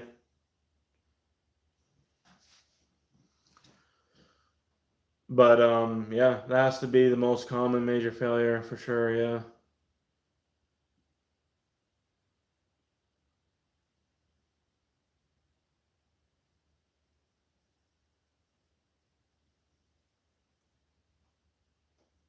If you don't have a intercooler upgrade, then you definitely want that. Like the intercooler upgrade is definitely one of them things where it's like for any boosted vehicle, I don't care what it is, you want to upgrade your intercooler. I mean, we did it on our F-150. We gained like 2 miles per gallon on the fucking highway just because it was running so much more efficient and happier overall, and it just ran so much better. Yeah. I mean, the CPE downpipe is a pretty. Do they still make that? I think they do, right? Yeah. I mean, I'm sure it does help spool. I don't know. I mean, just because it routes back to it, but I do like the sound of an external wastegate as well. Also, I have a balance shaft deleted and wave track LSD. Nice. Yeah, I got the M factory with carbon synchros in mine, and of course, balance shaft delete. Yeah. Definitely recommend that for a stock motor anyway. Balance shaft delete. That's definitely one of them things you should do. It does add some vibration, but that's just normal. It has nothing to do with balancing the crankshaft. All it has to do is just lowering the vibrations. That's all it is.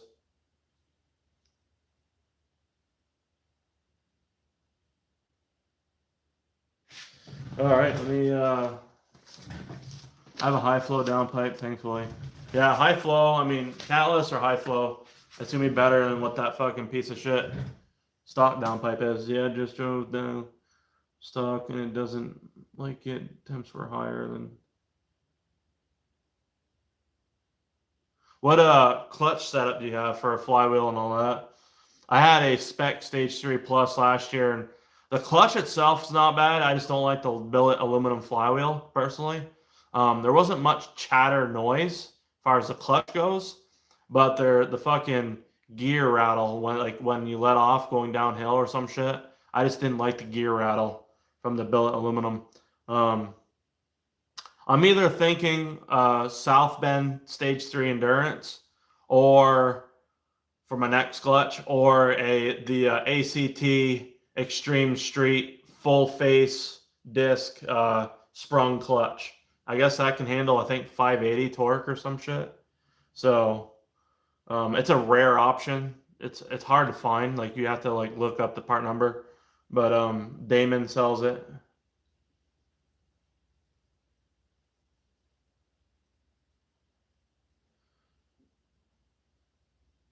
Yeah, I mean 7,500 to 8,000. Yeah, I mean if you guys want to rev that high for sure. I mean, I personally I don't like revving that high, but you know, I like the power band under 7,000 personally. I mean, it's good if you're going over 7,000, it's either because you want to get as much miles per hour out of your gear as possible, then it's for sure okay. But you also got to remember the higher RPM you go, and especially if you have an ST cylinder head, or I mean, RS head's definitely the way to go. But ST cylinder head, you're just creating so much back pressure and heat at that high RPM.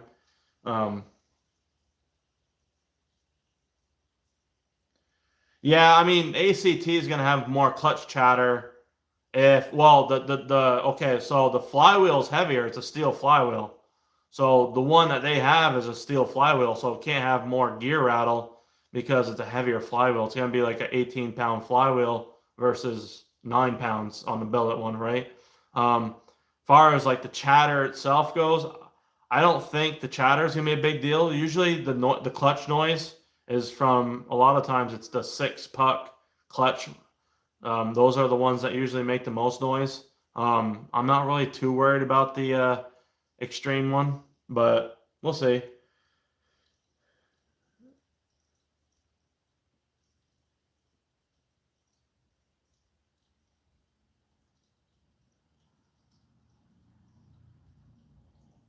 It does. Oh, really? It does have fucking a lot of. Like, does it? Which ACT clutch do you have though? Because the ones that have like the 6-puck are gonna be the ones that are noisy as fuck. But like, can you hear your gear rattle at all? Can you hear gear rattle? Like, you know what I mean? Like, so basically, like for mine, I had the transmission, all the mounts are upgraded, and then I have like all the bushings upgraded, so you can really hear a lot more transmission noise. So when you upgrade to a different flywheel, the dual mass flywheel actually alleviates a lot of the fucking sound or NVH, whatever, and well, just the overall sound of the fucking transmission. So it kind of dampens it. That's why there's a dual mass flywheel. That's the only reason why they do it, dampening sound. But when you go to a single mass, you're automatically gonna have more noise anyway. But I hear everything. It may be my trans making the noise. Yeah, it probably is. So a fresh tune. I want to start my 1500.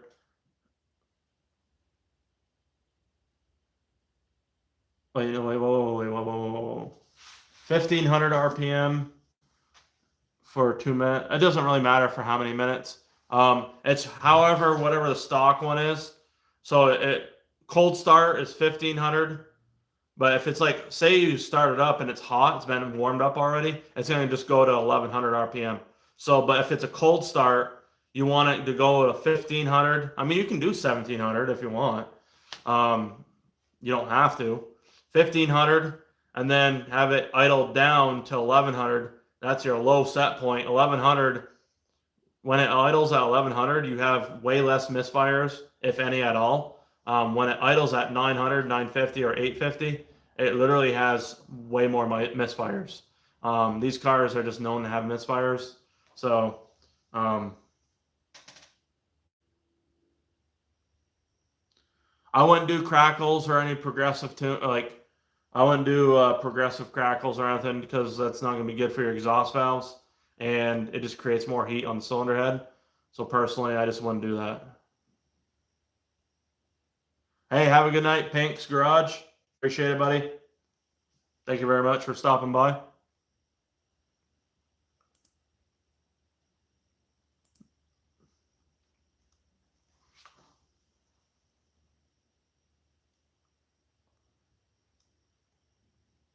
Yeah, he's got a lot of nice Mustangs on there. Pink's Garage. Yeah, he's got a lot of nice cars. He's got are those, I wonder if those all there is. GT 500. Bunch of Mustangs. Hell yeah.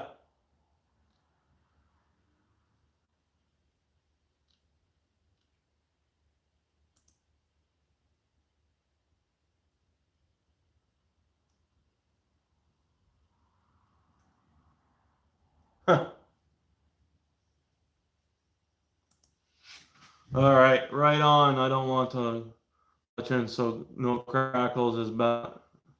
Yeah, so no crackles. Have your so to do your custom idle, just select, if you're under stratified, you can select custom idle option. Select no, just to have no crackles, and then go to linear torque curve. There's more. I think there's a progressive one, and then there's a linear one for the stock turbo. The linear one is better, in my opinion. It's just gonna hit a lot better. And then when he sends you an email verifying everything, saying, okay, what is your list of mods? Okay, so then that's where you notate your list, So intercooler, downpipe, all the bolt-ons basically for the most part that are power adders or, need to basically whatever matters, your bolt-ons. And then for big turbo, you don't mention that. It doesn't matter for big turbo. Okay, so that doesn't. Okay, so for that, that's for the flash tune. The stuff I'm talking about is for the flash tune. Other than the idle thing. The idle thing goes for anything, but for the flash tune, that's what the linear thing is for. But for like a normal big turbo, they'll just tune it. It's more of a custom tune, so it's better. So I wouldn't worry about that. But in the email, when he asks what stuff's done to it, mention the RPMs that you're going to want. Like I said, the minimum you want 1100 is the best for that range. I feel like 1100 is great. I'm going to try and engineer the separate reservoir idea. I'll email you with updates. Hell yeah, buddy. Yeah, just send me an email. It's in the link up top there, or not the, it's in the pinned message. Like I said, and if you're interested in a fucking purge line or whatever, let me know and we can send that out to you. So yeah, and if you have questions of anything else, for sure.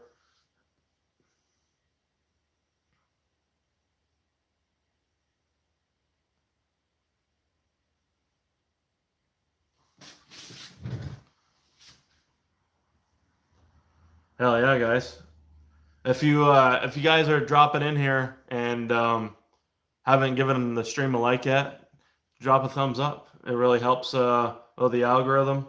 And yeah, so I put RS injectors in as well, E30. Hopefully it doesn't blow up with the G30, not G35. G30, no, it won't. You'll be fine. You'll be all right. Oh, you're good, buddy. Don't worry about it. I mean, have your bills paid. If you're caught up on your bills and shit like that, I understand everyone. I mean, I'm not rich. I mean, it may seem like I have money to do all this stuff, but trust me, I'm not sponsored. Like, if I was sponsored and shit like that, it'd be so much easier. But, I mean, my girlfriend sponsors me, technically, but I don't take any money. It's basically just free sponsorship, it's free advertisement. But yeah, that'd be pretty cool with that whole engineering aspect. I love coming up with new shit, you know what I'm saying? For these cars, especially.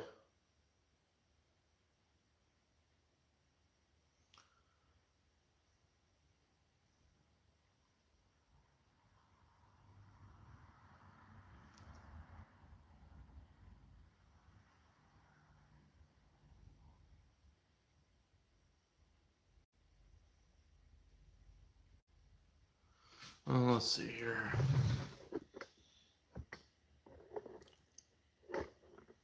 Let's see. Can we move that there?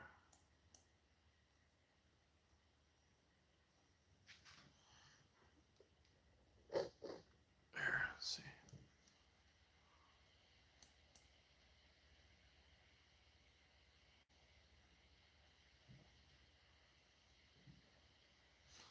But yeah, fucking just chilling, boys. It's gonna be a pretty nice weekend here. So let me see. So we got the 2.4 rods and pistons coming. And if you're wondering, like, how do I like pay for a lot of this stuff? Usually I just use fucking PayPal. I'll use like Pay in 4 and I'll pay it off. And I'll just use PayPal Pay in 4. Literally that or Affirm. I'll do sometimes with that. Pay in 4. Sometimes I'll use my credit card. Pretty much it. So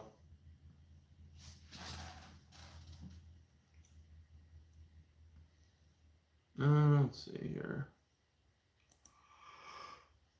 Oh, shit. Woo. Damn.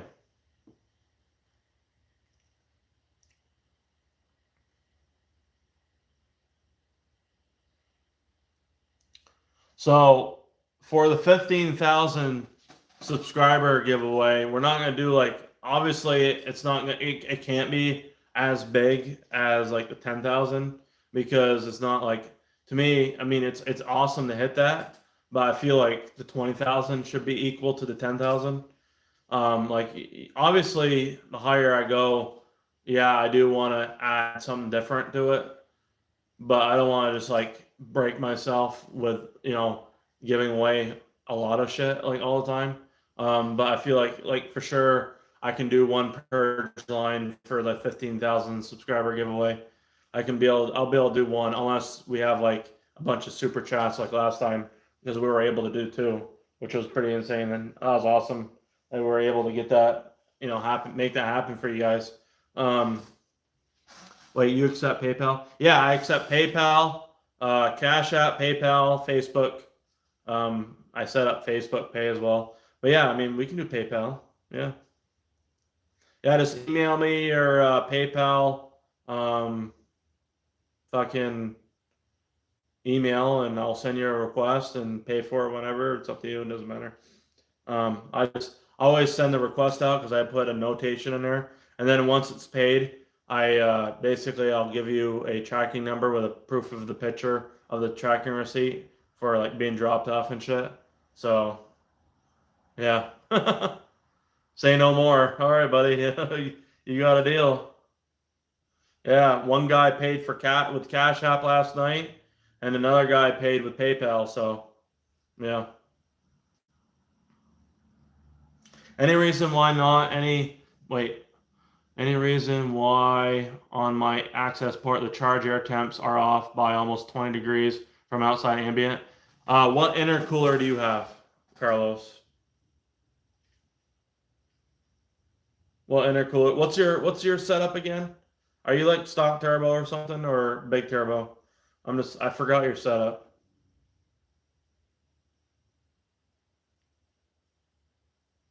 I can't remember everybody's setup. I'm sorry, guys. Okay, so what are you running for? Like, how hot is it outside though?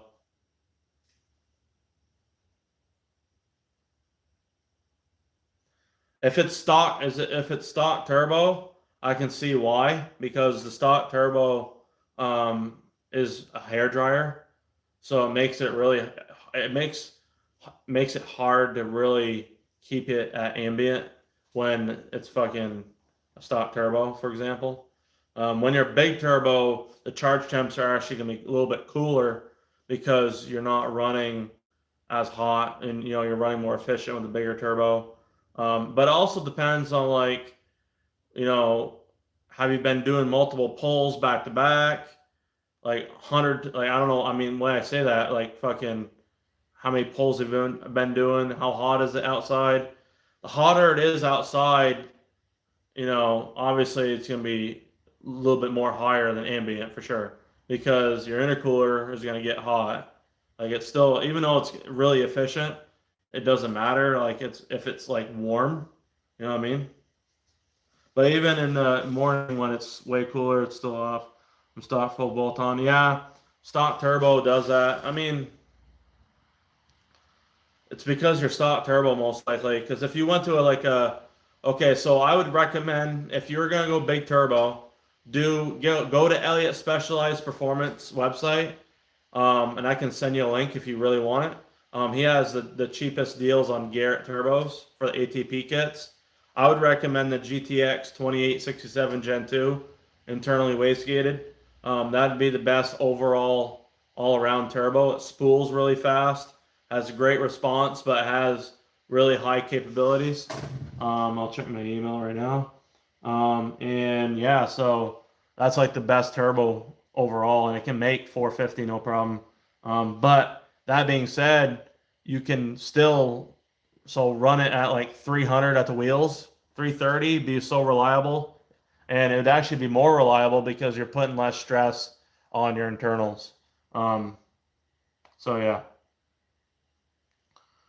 But as far as like the temperatures go, I mean, it has to do, there's a lot of combinations of things there. I mean, I would see if your sensor might be dirty. Take your sensor out, clean it with some MAP sensor cleaner, MAF sensor cleaner, MAF sensor cleaner. What is that called? It's the CRC MAF sensor cleaner. You can use that for MAP sensors as well. But yeah, clean both your sensors off. The one on the intercooler and then one on the intake manifold. They probably just need to be cleaned. But yeah, I mean, being hot like that, 90 plus degrees, I mean, it doesn't surprise me, honestly. But yeah, I understand in the morning even. The thing is like, I even noticed that with this car, with the CV Fab, that it was like 15 above ambient. But the reason is because it's a stock turbo. It's so small that it's literally pushing so much hot air through. You know what I'm saying? So I think the thing is when you go big turbo, because the intercooler is good for 700 wheel horsepower for like flow and capability and efficiency. So stock turbo, it's not a big deal. But I know what you're saying. The only way to really help lower charge temps is also adding water methanol to the cold charge pipe. Literally just run a 250cc nozzle. You don't need a tune for it, and it'll spray in there, and it'll lower your charge temps by 40 degrees. So it's pretty insane. All right, let me see here.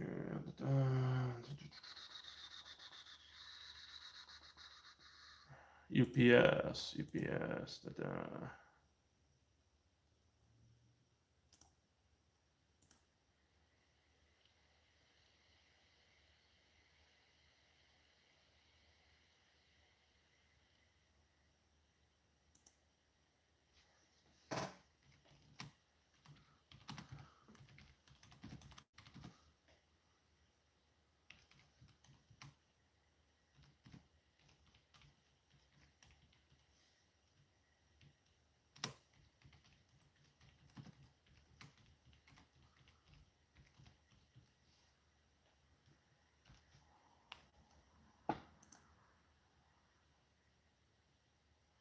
All right, let's see. I'm checking my email right now, boys.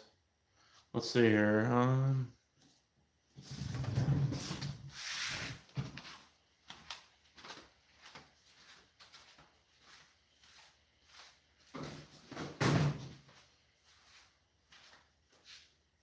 Oh, if any of you guys, I don't know if I'm gonna really need this or not. If any of you guys are interested, I have a 2.0 flange. It's the same one like what Scooter uses. I don't really need it. It just needs, you can weld onto it, make a thing. But this is it's brand new. I had it cut off and put a RS flange on for my setup last year. Oh, excuse me. Had them cut it off. But yeah, it's got the basically port matched and all that shit. So yeah, if I can literally, that's the one that you would want right there. It's the best flange out there. So if you want to have like something custom made for your 2.0 head, let me know. And so let's see here. I can't see the chat right now. Okay.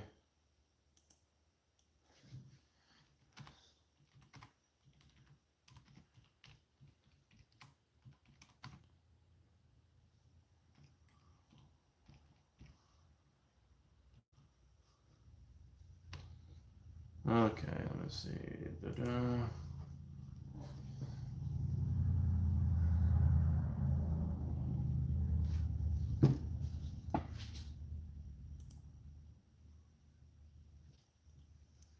Hell yeah. Okay, let's see here. Yeah, I got your email, Bond. I was sent you a reply.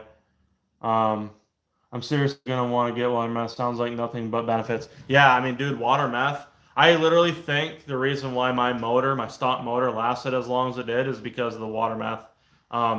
Literally, if you look up on Google AEM water meth, like benefits or some shit. They have like a pretty, I mean, it's a pretty kinky video. It's like from 15 years ago, you know, early YouTube days, but it literally explains like all the benefits of water meth. It's just, I mean, it's one of them things where it's like, man, it's like, why wouldn't you do it? You know what I'm saying? Unless you're like in California, but even then, if you're in California, you can hide it. I mean, you can hide all that shit. And for me, like, it makes no sense why, like, water meth would be like illegal to drive or have, well, not drive, to have like for non-off-road use, because it's literally, it helps your car run more efficient. It's literally like fucking, I mean, if you run 50-50, it's safe. It's not flammable. You know what I'm saying? It's safe. Okay, I've got my G37 going in pretty soon. Yeah, was waiting for a 4-port aux port, but only Jimmy. Yeah, okay, so Carlos, let me know, report back, because I almost guarantee you the 770 is going to allow to have. See, that's the thing, is your stock turbo, even though you have a really efficient intercooler, your stock turbo is hurting it, the efficiency as well. So once you have a bigger turbo that is more efficient, and it's, you know, basically, because it doesn't work as hard and it's got a bigger compressor wheel and everything, so it doesn't produce as much heat to begin with. Okay, what would be a good test to figure out, and I've never really done this because I'd never, you know, thought of it, but for you, write down what your charge temps are, like just cruising around 55, 60 miles an hour, between 50 and 60. Just write them down. What's your charge temps? And then also go on another monitor and look what your outlet temps are for your that's like the temperature of what your outlet of your compressor housing is. Check what those are. It should be like 150, 160, maybe higher, like without doing a pull, like just normal driving. And then compare that to the 770 on the outlet temperature versus your charge temps. Like, see what the differences are. I guarantee you it's going to be lower when you go to the big turbo. Yeah, Ohio's fucking awesome. What is the cheapest, best kit for meth kit? I like the AM water meth because it's more simpler to install. The Snow Performance one is pretty cool because of the gauge, but other than that, that's really it. The problem is, I don't know if they've changed it yet or not, but the Snow Performance kit, you had to drill a hole for the sensor, for the level sensor, and then there's plastic all over the fucking place. I put a grommet in there, and it's just a pain in the ass. The AEM V3 kit is already done for you. All you have to do is just connect all the wires together, and I soldered mine. It's really easy. You get a soldering kit at Walmart, and literally, it's easy to do it. We'll definitely report back. Thank you.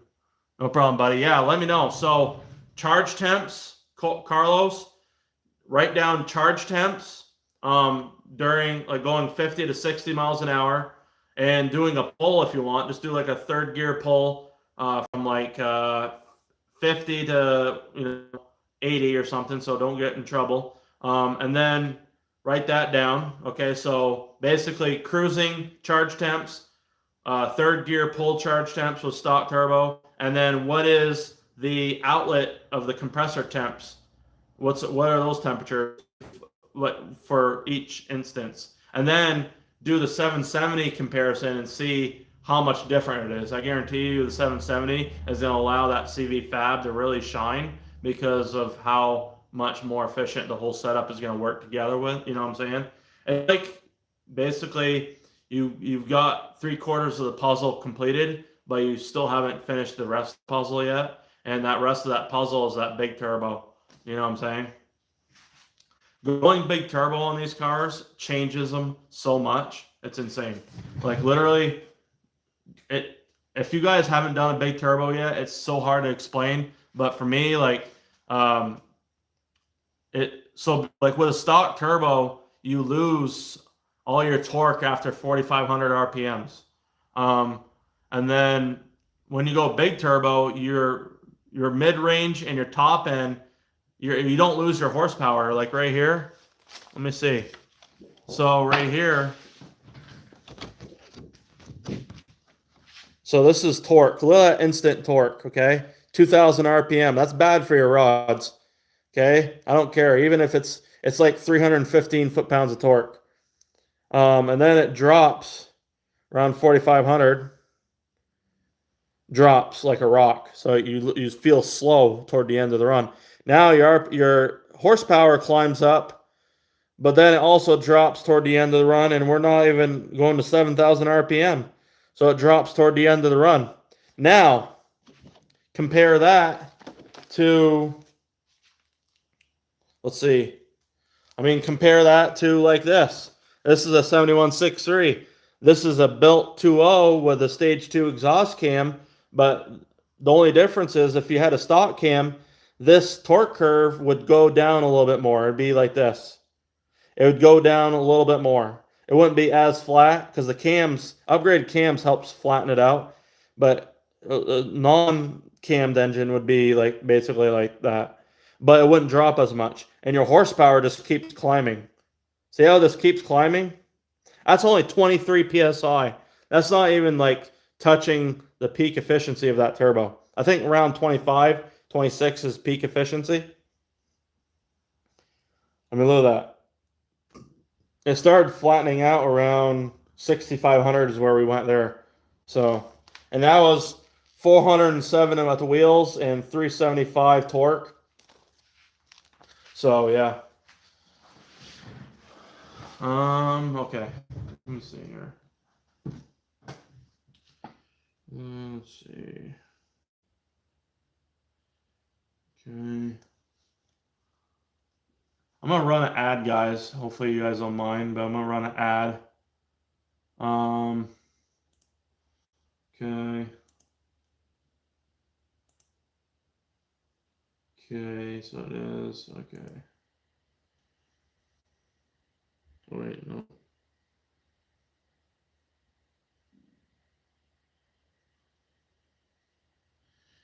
Okay.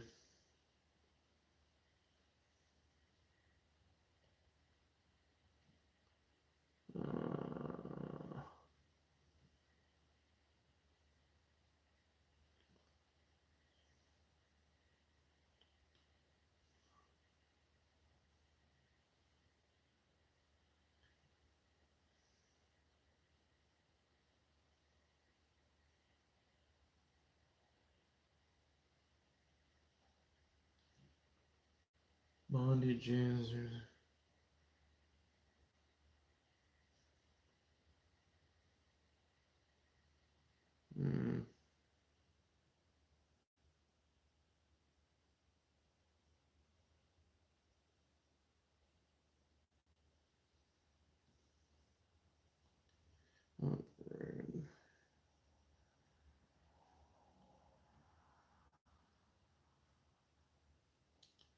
All right, let me see here. Boom. There, I sent that to you, Bondi. You're all set.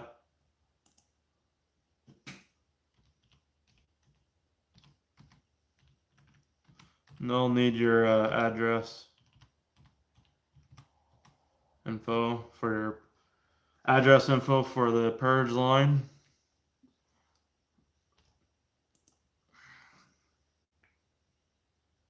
There we go. We only got one more left, boys. We got one more Purge line left. So this is going to be, this is accounted for. This one, Bondi just bought this one. So let's put some fucking thumbs ups or whatever fucking in the chat for Bondi or Bond. Oh, it's actually not Bondi. Bond J on the, okay, it's Bond. But yeah, so he's gonna get a, and if you wanna make a fucking video, I mean, I always recommend, if you guys, whoever gets these, like you can make a video, send it through Facebook Messenger or email, and I'll post it on my YouTube if you want to do like a, basically like if you're gonna do a short video, I recommend doing it like vertical, so it's a short and within like 3-minute video or something. If you want to do it that way, long form video, I always do it horizontal, vertical for short. So I mean, if you want to do that, that's cool. Kind of like explain what you got done to your car, and then fucking say, you know, whatever you think about the Purge line. Really, your honest thoughts about it, and you know how it installed and whatnot, and you know, and then we can feature your car on the channel, and yeah, just lets you guys feature your stuff on the channel, and you know, puts you out there more, and gives the ST guys and RS guys recognition, basically. So pretty cool. That's a, you know, basically one hand washes the other. That's how I look at it, you know. So I appreciate that. I'm gonna write down your address once I have that there. And yeah. What the fuck is this? Okay. Okay.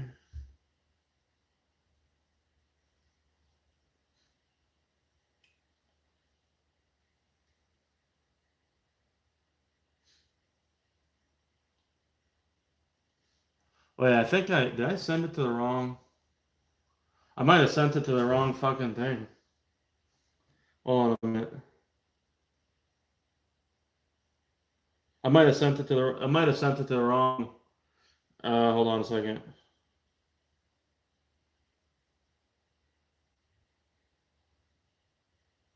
Hold on, I might have to redo this. I think I fucked the email up. I put Bondy instead of Bond. Yeah, I mean, I just want to help everyone out. Like I said, I'm not really making much money on them, and that's not really what it's all about for me anyway. I'm just really just trying to help you guys.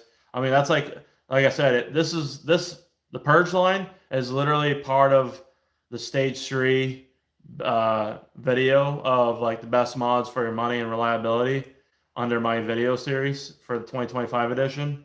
And that's like one of them things that help you guys save money, because you never have to replace the OEM line ever again, because you literally upgraded the whole thing. And there's a 1-year warranty on the Purge valve itself from the manufacturer, and the check valves. If you ever have a bad one go wrong, like something goes bad with it, let me know, and I'll replace it for free, and I'll send it out to you. So it's a lifetime warranty on the Purge, or not the Purge valve, but the actual fucking like check valves. It shouldn't go bad because it's rated for over 50 psi. But if it does say go bad, you can just switch it out, and let me know, and I'll fucking send you another one. Honestly, I could send you a spare, but they shouldn't go bad for like a few years. If it did ever go bad, for example, it should last 5-10 years easy, without having any issues. So, and I would say just check the filter, the fuel filter, probably every other year. Just check it. Just check after a year of what it looks like for buildup, and then just spray it out with 90% alcohol or something. I wouldn't use brake clean, because brake clean is really corrosive. I would use like 90% alcohol or something like that in a spray bottle. Either that, or maybe some Dawn dish liquid in your sink with a hot water sprayer. Maybe that'd be fine too. That'd be safe. I wouldn't use like brake cleaner or anything like that. I wouldn't, you know what I mean? You just don't want to cause any issues with the filter itself. Even though it's stainless steel, like I just still, you don't want to fuck with, you don't want to mess with it, you know, like that. So, okay.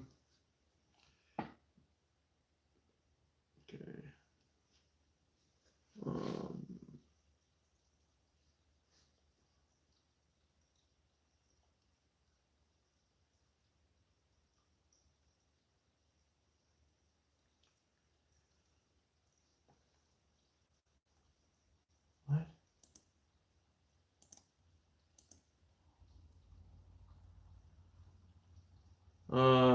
Bond J is in.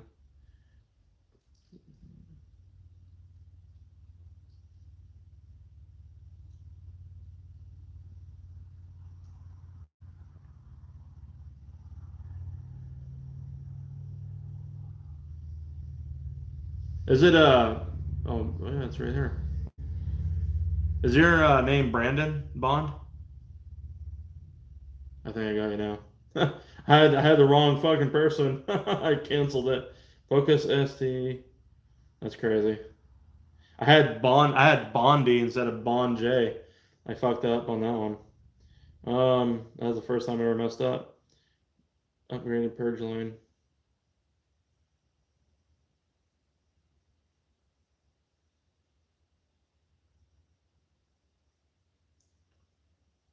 I had it as Bondi, like Pam Bondi. Oh, that's great. So your name is Brandon, right? Brandon. I don't want to say your last name unless you're okay with it, but it's Brandon H. Is the beginning of your last name. Brandon H. I sent it anyways. You're all set now. You should be good. I sent it to the wrong person. Oh, that's fucking hilarious. Oh, you're in hell yeah, Illinois. That's not bad. I won't. I mean, it doesn't cost any more anyways. Like it's free shipping in the United States, so it doesn't matter. But yeah. Now I just write down. These are all the names right here of all the people that bought one. So I write down everybody's name, just kind of have like a record, and then also like what state they're from and the date. Let's see. So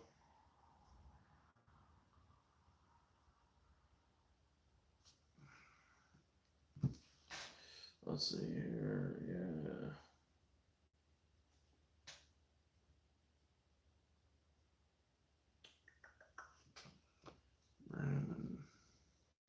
I'm in Illinois as well, Alton. I'm on that list. Hell yeah, you are.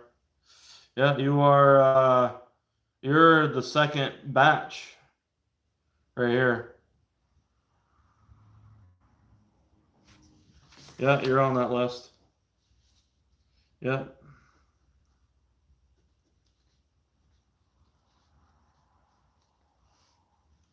Yep, you're on the list.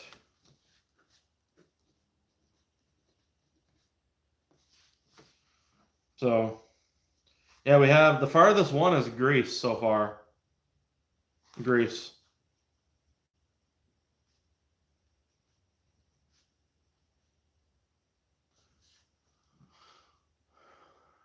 Hell yeah. Wait, you haven't installed your purge valve yet? That's crazy. Didn't you receive it in May? Wait a minute. Yeah, you received yours in May, didn't you? Richard? You bought yours on 5/24 and May 24th. You haven't installed it yet? That's crazy. That's wild. Question: the charcoal canister, should that be replaced when we replace the purge valve? No, it doesn't matter. It doesn't really matter. If you're having issues with that, then yeah, replace it. But I wouldn't replace it. I haven't don't mind, but got O'Reilly's purge valve replacement a while back. No, you're good. But yeah, fucking. You know, you don't have to do the charcoal canister.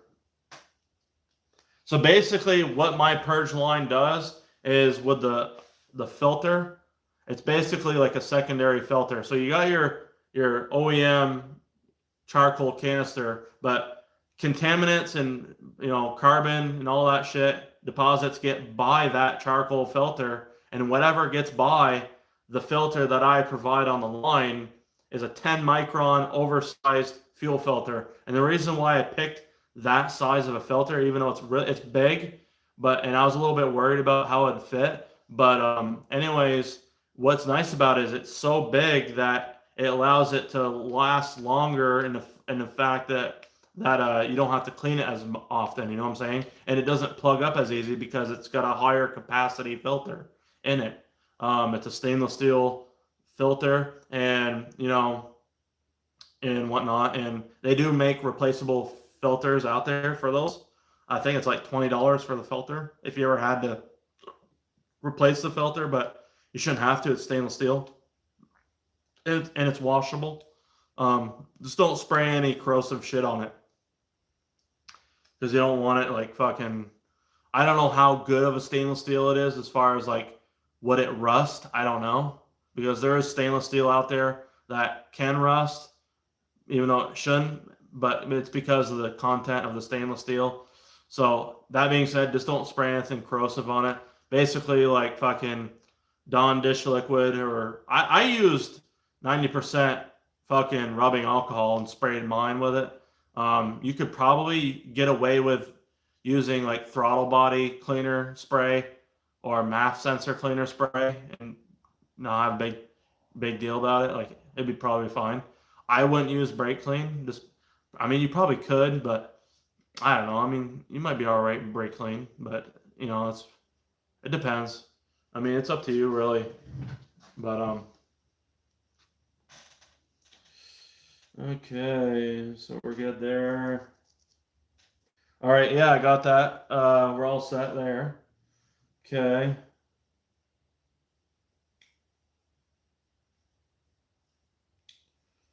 Okay, so we're good there. Okay. I'll have that shipped out for you tomorrow morning. There we go. And now we're gonna write your name down. So it's okay.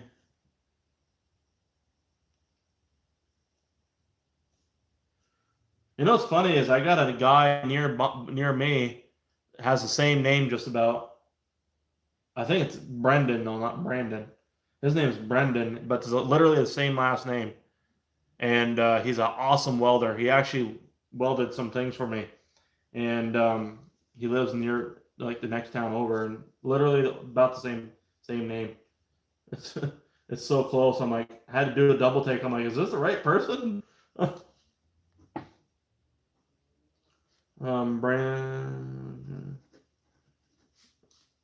Okay.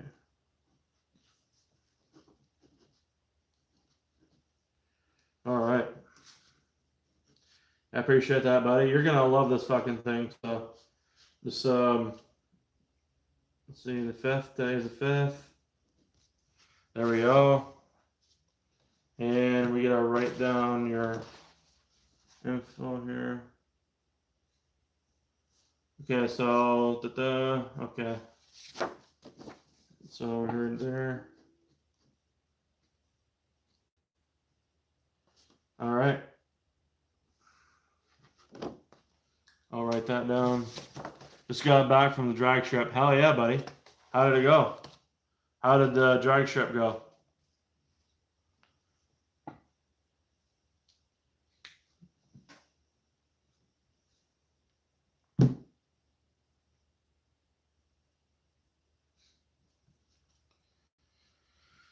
Oh, let's see here. Okay, so I gotta write this down. I'll write down this. Okay. So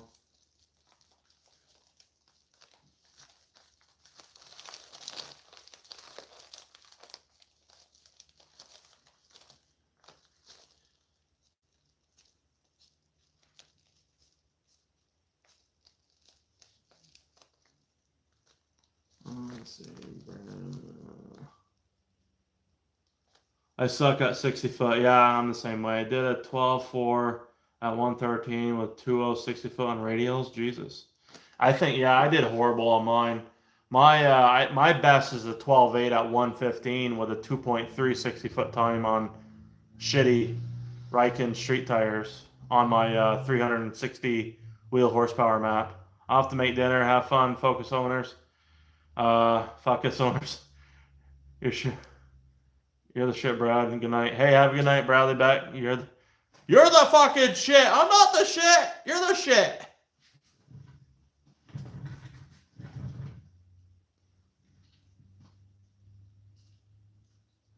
Pick up 4/10 and 5 miles an hour from Cobb 93. Hell yeah. That's fucking awesome.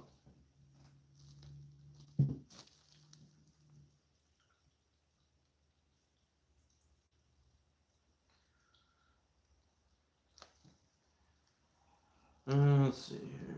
Boom.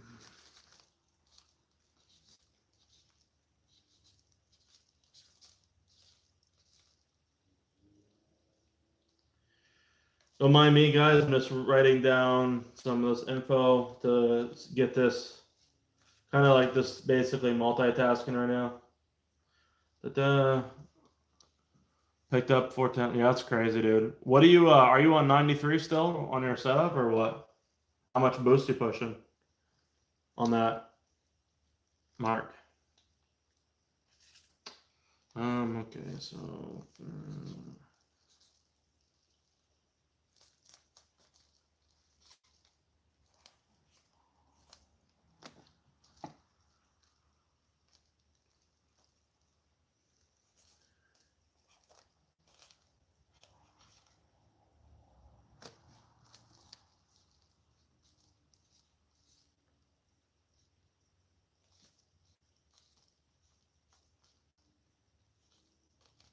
I tell you what, Illinois is actually a beautiful state. It's more beautiful than I expected it to be. Let's just say that. I mean, like outside of Chicago, Illinois is a beautiful state. I really enjoyed like the flatland section, like Springfield, Illinois. You know, closer going down toward St. Louis, like when we did Route 66. E85, okay. No shit. You getting a lot of wheel spin or no?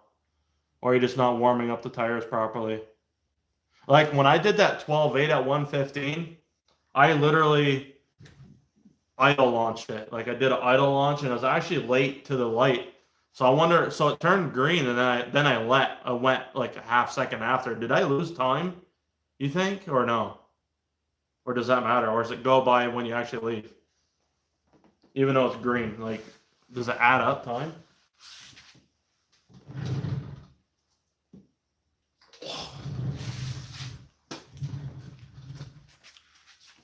Okay.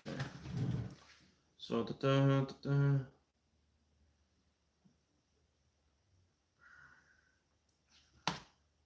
there we go.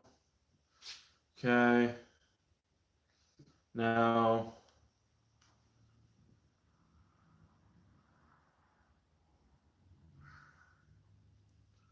I was going trans brake launches, tires too cold during burnout. Air temp was about 60. Oh shit, that's cold. That's cold. Yeah, I can show you mine. I'll show you mine right here. You can't see the time, but I have this drag slip. It's right here. Let's see. Go to old videos. Right here.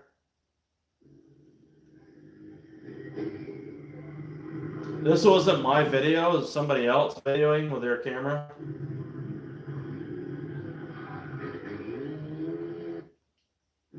You can see,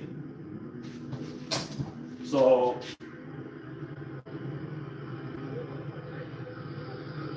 let me see. Yeah, it was green for like probably a half second before I actually took off. You'll hear my car a little bit.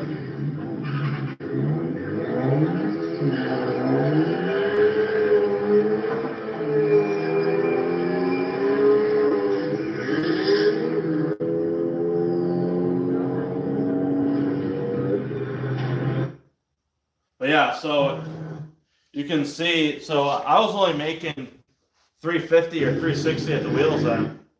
And I did a 12.8 on 115, so, and I was horrible at launching it. I was going the trend, yeah. But yeah.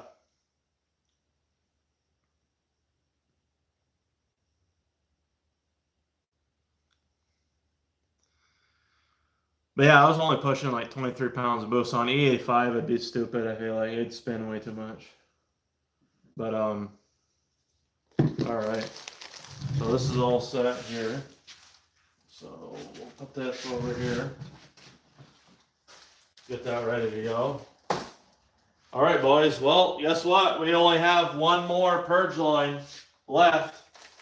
of the September group buy batch. So if anybody's interested, Bond just bought one for his RS. They're $260. If you're a member, you get a discount. So we can have it shipped out tomorrow morning at USPS. You'll have it next week, really fast. I mean, ask everybody else. Hey, how you doing, Perez? How you doing, man? But yeah, ask everybody how fast I was getting the spark plugs and purge line out, and they'll tell you fucking fast.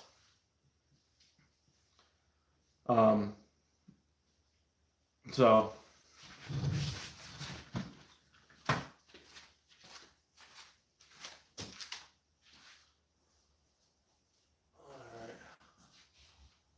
I can't wait to get the fiber internet. I'm sick of this Xfinity bullshit.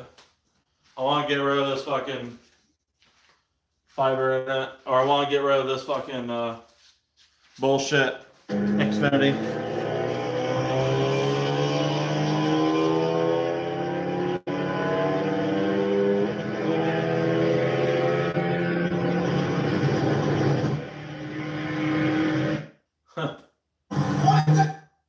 Yeah, a bunch of races here. Evo.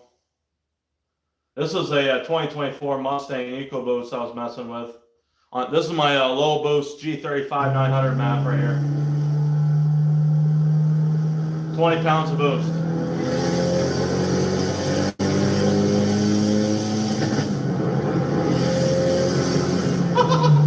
Oh my god. It sounded so good.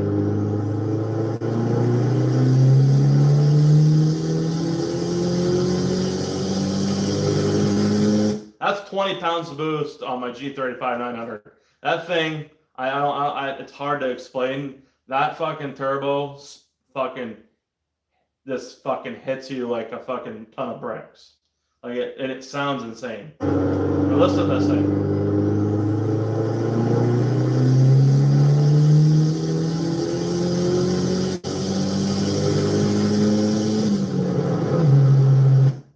I mean, it's fucking nuts.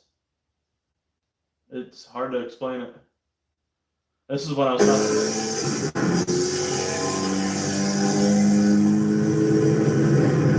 That's when I was messing with my buddy's Neon. He had like 350 at the wheels, and I fucking blew his doors off on a low boost map last year.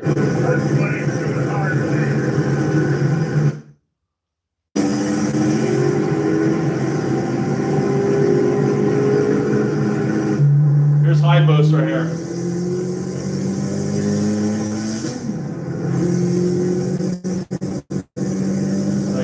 Right there, look at this. I'll tell you. So I start at like 70 miles an hour. Right there, 70, 100. That's 120 right there. That's fifth gear. That's 130. Like that's how fast it goes. It's so stupid. Maverick. I had my GoPro hanging below the rear dumper today. So it'll be interesting, yeah. Brad, what's the ST wastegate boost controller look like? Mine says Volvo. Oh, it's right here. Right here. So, well, yours is Volvo? Well, your car, the RS is made in Germany too. This one says GM. That's kind of interesting. I don't know if this is the EFR one though. This could be a different. This might not be a Ford one, because this one might have came off the EFR. So this says GM on mine. This is my this is my boost solenoid. It says GM right there. It's kind of crazy. Yeah, dude. I don't know. But I have mine. Fucking. I literally use these little OEM clamps right here. Anybody that wants to know what vacuum line I use, go to Amazon and get 1/4 inch. I think this is 1/4 inch. Yeah, I believe so. It's 1/4 inch silicone hose, and Evil Energy is gonna be the best brand personally. But yeah, There is other brands out there that are gonna be better, and they have like braided inside, but this is not braided. This is just pure silicone. But yeah, it's fucking, you know, it's good, decent shit for what it is. So, okay, so here it is. Okay, so, what is it? So this line here. Where's the rest of my line? Okay, so I ran that. So this line here goes to your compressor housing, right here. And then this line right here, this end here goes to your wastegate. This one here vents the atmosphere. You don't have to have this end connected to anything. I'm just wondering where my rest of my, oh, it's right here. Okay.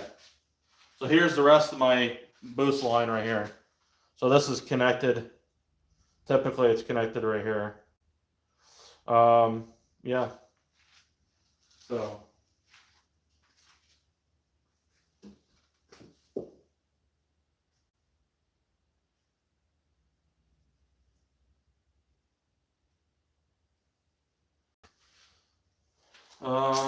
Yeah, so hopefully, wait, flash tune is for stock turbo only? Yes, flash tune is only for stock turbo.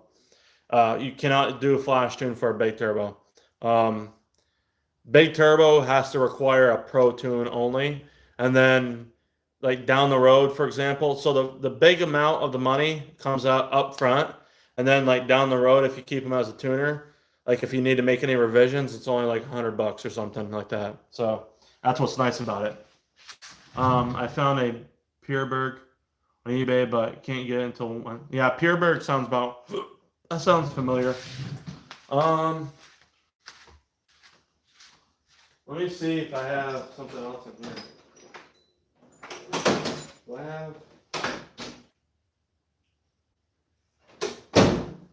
Let me see.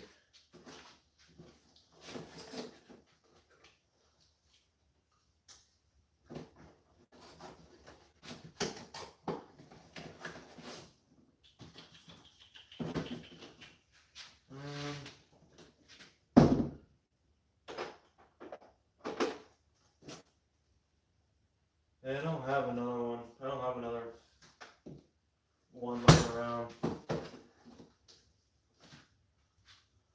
So I have a lot of spare parts laying around that I here. Let's see here. Where are we at for? We should be good here. So this is my Purge line section for stuff.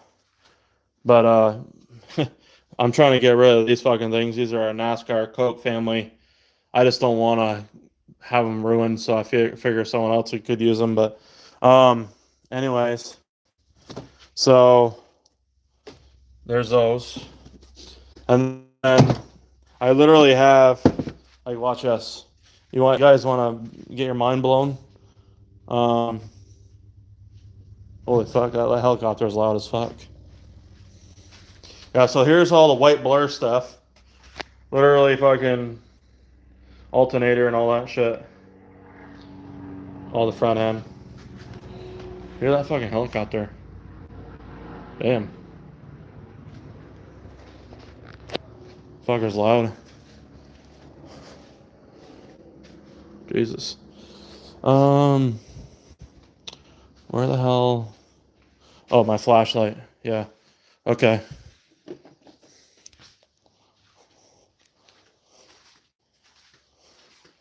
Okay, so here is, that's what mine. Okay, so I have like my OEM badges. I have a bunch of fucking studs and shit. And then below this, you guys see all this pretty good? There's a brand new high pressure fuel pump, OEM housing that I sprayed. Cluster, couple oil pumps that are low mileage, you know, for my original motor, for example, 46,000 miles. Valve cover gasket kit, a second gear, shift fork, another valve cover gasket kit. My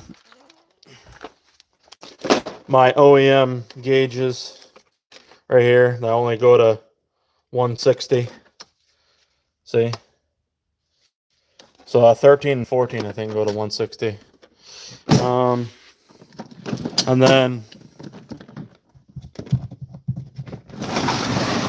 And then here's like a lot of other shit. So like map sensors, fucking seals, gaskets, more gaskets, bearings and new water pumps and oil pumps, timing chains and shit like that. Thermostat box. Actually, there's nothing in that. VVTs, brand new VVTs in here. All kinds of stuff in here, dude.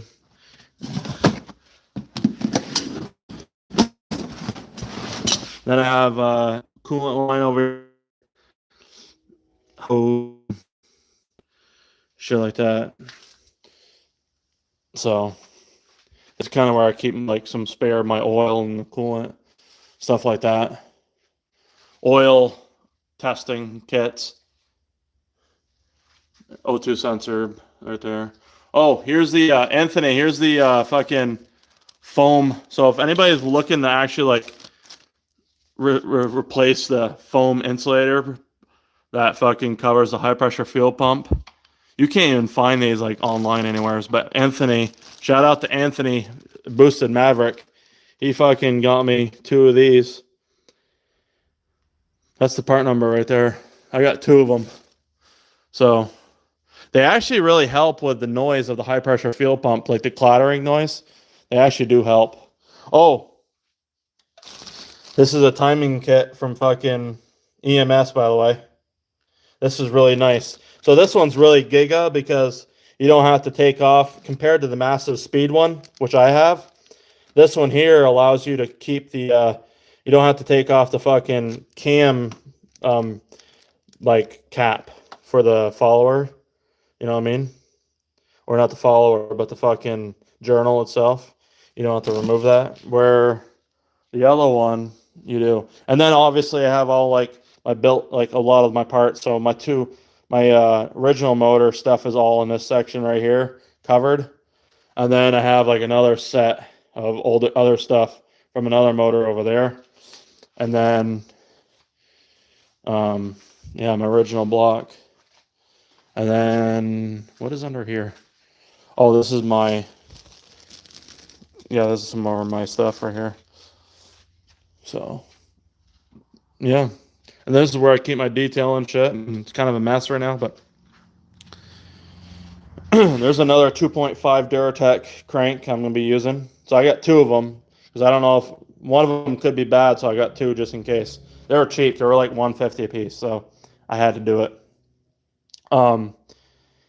So yeah, so this one here, I'm going to have it fucking magnafluxed over there. Well, actually, I'll have both of them magnafluxed, but I'm going to have them checked out locally, hopefully, and then have them keyed. I have one of them keyed for now. And yeah, if I can proceed with the build. So there's the 4-inch intake. So 4-inch right there. If anybody's looking for an ATP adapter, I mean, I don't really need it. It's brand new. If anybody needs one, I highly doubt anyone's going to want one of these, but I do have one. And yeah, that's pretty much it. So there's my oils and stuff like that up here. Oh, I still have my original window sticker, by the way, for you guys. Check this out. My original window sticker.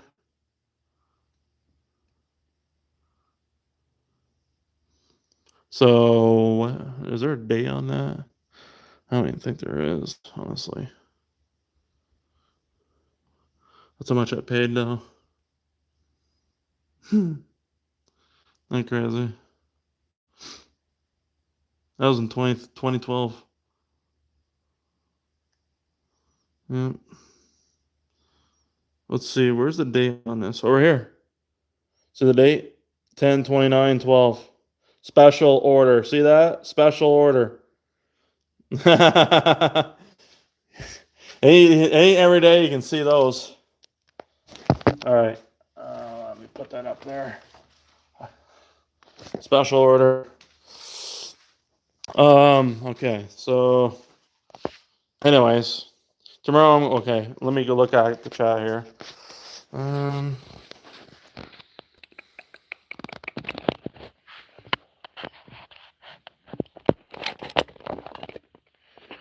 Anyways, I always like to kind of fucking brag up my fucking shit sometimes, but I mean, there's nothing wrong with it sometimes. Oh, it's always cool to have unique shit, and there's nothing wrong with showing it off. I feel like, you know, once in a while, it's not too bad. You know, I mean, we all own Focus STs, so it's not like mine's any better than, you know, any of your guys's, but, you know, it's pretty cool.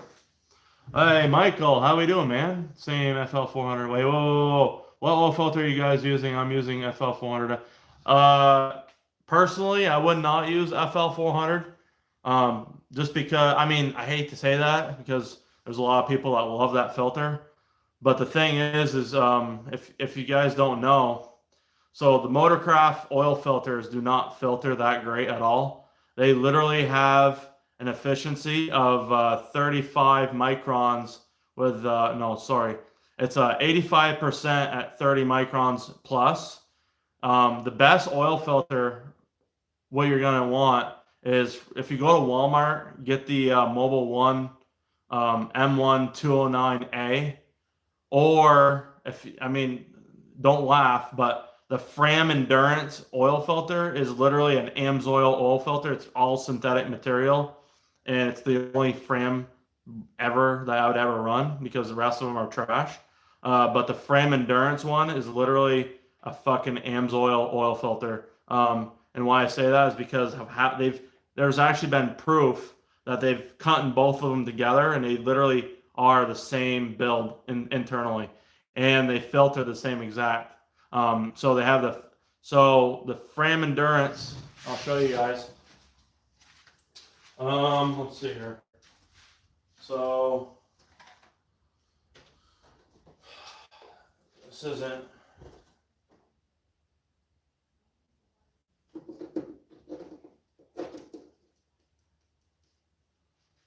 Okay, so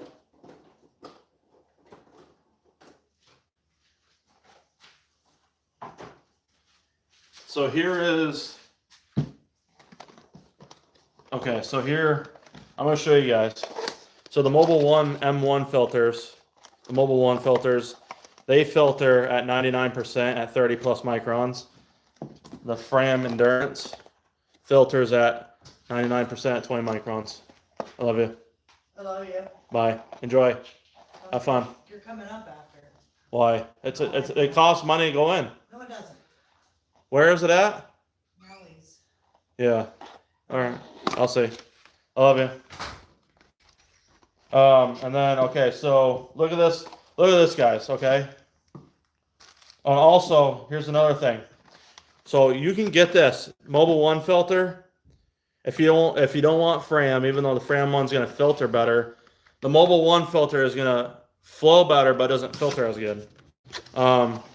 So here is the FL400S that everybody loves. And here is the M1 209A. So you get a little bit more capacity out of it. And it's literally the same. This one's going to flow better. Okay. This one filters a lot better. So if you're going to get an oil filter, at least get the M1 209A because it's a little bit bigger. And also, it just makes sense. It's literally like $12, I believe, $11, $12. Go to fucking Walmart, dude. I'm telling you, like literally, it's the best oil filter you can get. Other than like for the flow, like if you're tracking your car or something, I'd recommend this filter. If you're just daily driving, you know, built engine, big turbo, doesn't matter. Like I highly recommend the Fram stuff. The Fram Endurance, synthetic endurance. This is the material. Okay, so this is the same filter for the same car. This is the Mobile One. So Mobile One material is literally comparable to the Wicks. So it's a cellulose glass fiber material, whereas the Fram Endurance is full synthetic fucking material. It's got a wire, it's got a mesh wire back media, and it's also got a fucking like support bar right here too. So look at this. Okay.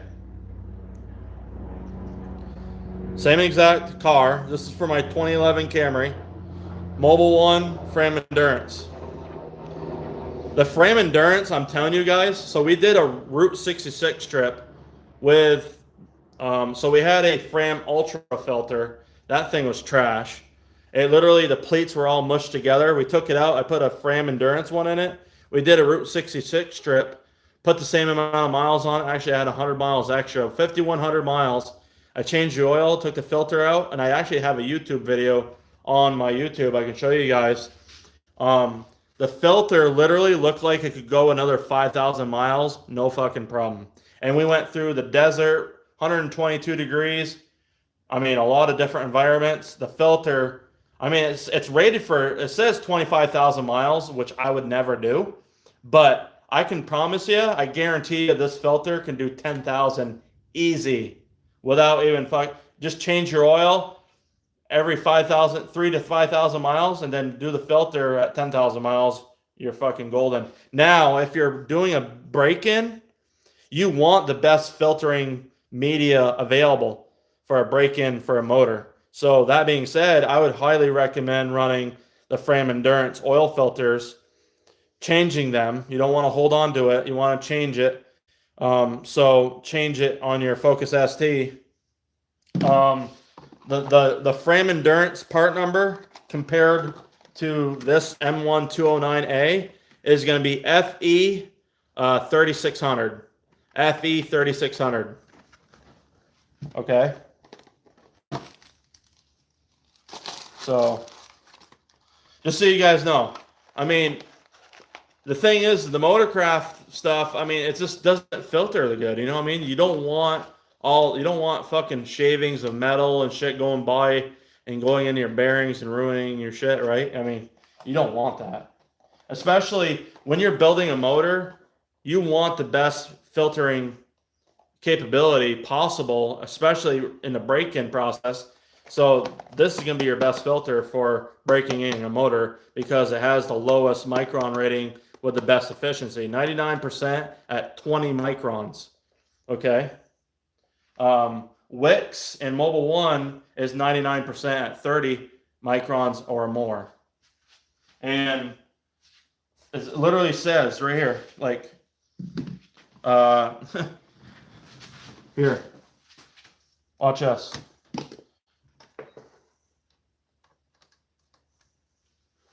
Hold on. Just to prove to you guys.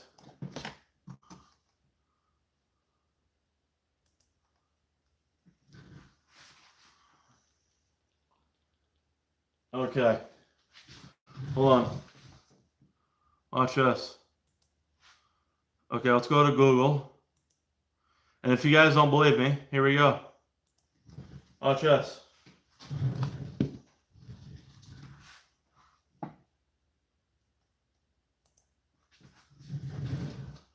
Ford Motorcraft oil filter efficiency rating microns.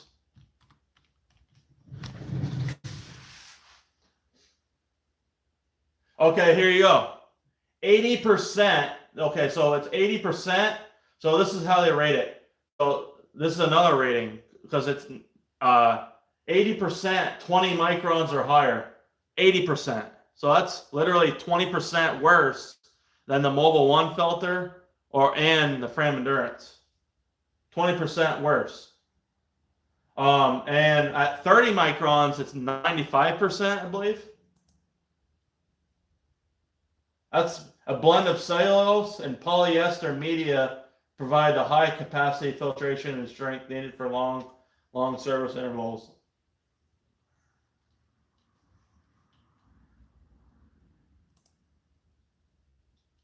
So another filter that has 99%, well, that's 99% at what micron rating? Right here. See right here? Look, okay, so SuperTech 99% at 30 microns or larger. Okay, let's see. Oh, you guys able to see this stuff? So Ford cartridge type 90%. Oh, it's 90%. It's not even 95%. It's 90%. Okay, I knew it was one of the other. 90% of particles at 30 microns or larger. That's not that great. And it said 80% for 20 microns. I mean, so yeah, I mean, this is 2021.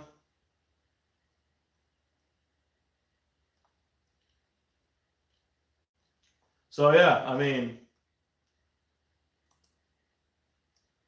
it's pretty insane.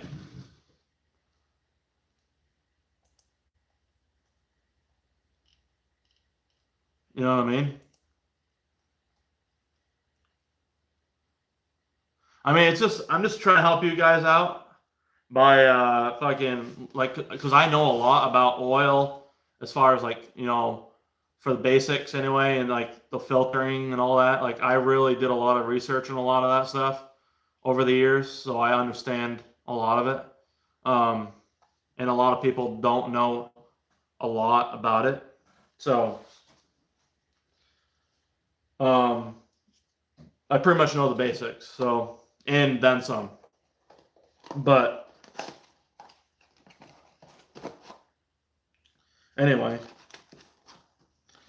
yeah, it's pretty crazy though. I mean,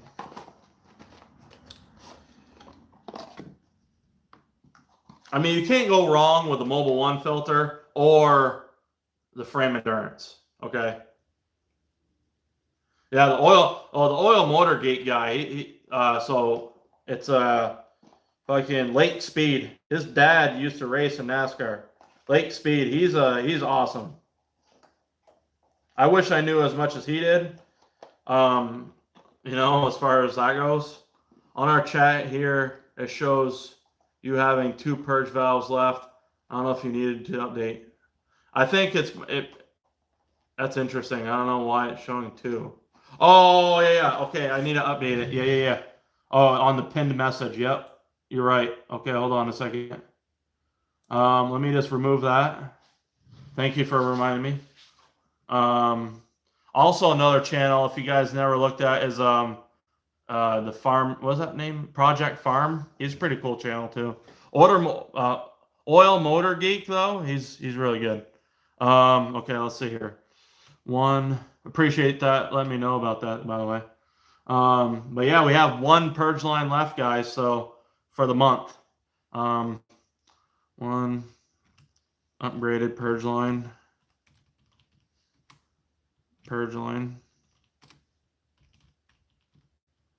Left.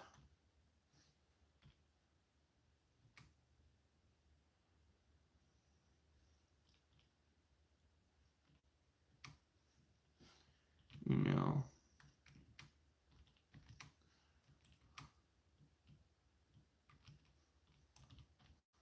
Thank you for reminding me about that, by the way.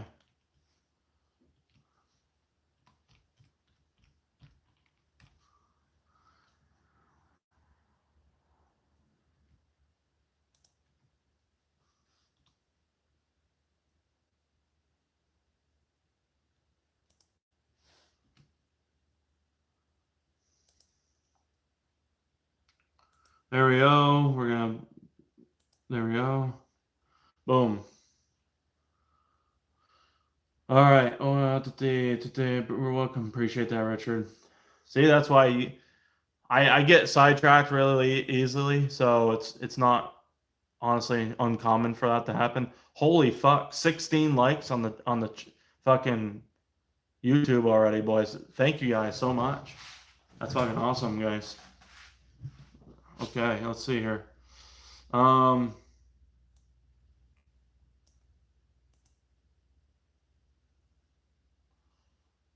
I wish there was a way for you guys to actually see like everything. I mean, eventually, what I'd like to do is actually have a fucking stream off my a computer. I want to build a computer, and I got a build in mind. It's gonna cost like almost $3,000 though, like 2,500 for a decent build. I just want it to handle streaming and like gaming at the same time on the same computer. So if I ever want to like stream and game at the same time, I mean, I can do it on one computer. Um, let's see. I don't know if any of you guys are NASCAR fans, but the new NASCAR 25 game is coming out, and I'm gonna be playing the shit out of that. So yeah, I got a. So I'm looking at a. So I want. It's looking like the 5070 Ti is gonna be the best for the money right now. It's like $600 for that graphics card, and then I'm gonna be getting the Ryzen. I think it's the Ryzen 9. Or is it no Ryzen 7 9500X, some shit like that. 9500X. I can tell you my build. Hold on a minute. Actually, I can't tell you my build. I don't have my fucking. I don't have. Oh, I can tell you my build. Hold on. Right here. I'll tell you my build right here.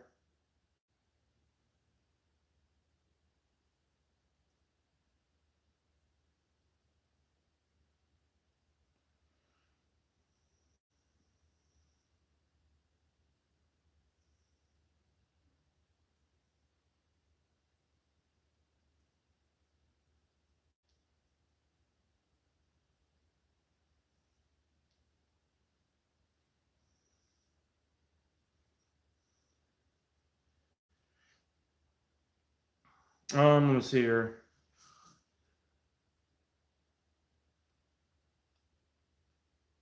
Yeah, I mean I could, but hold on. I'm gonna show you my build that I want to do.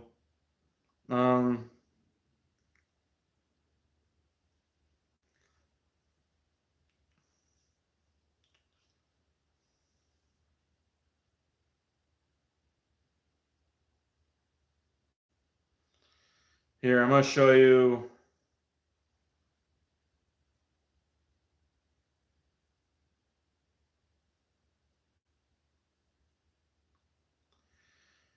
So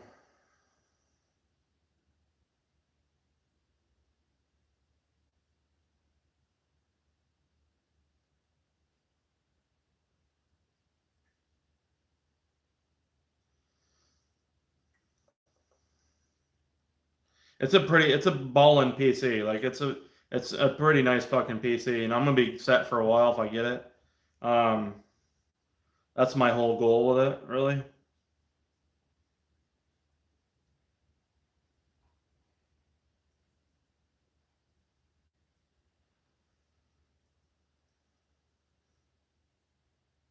Shit, dude, what the fuck?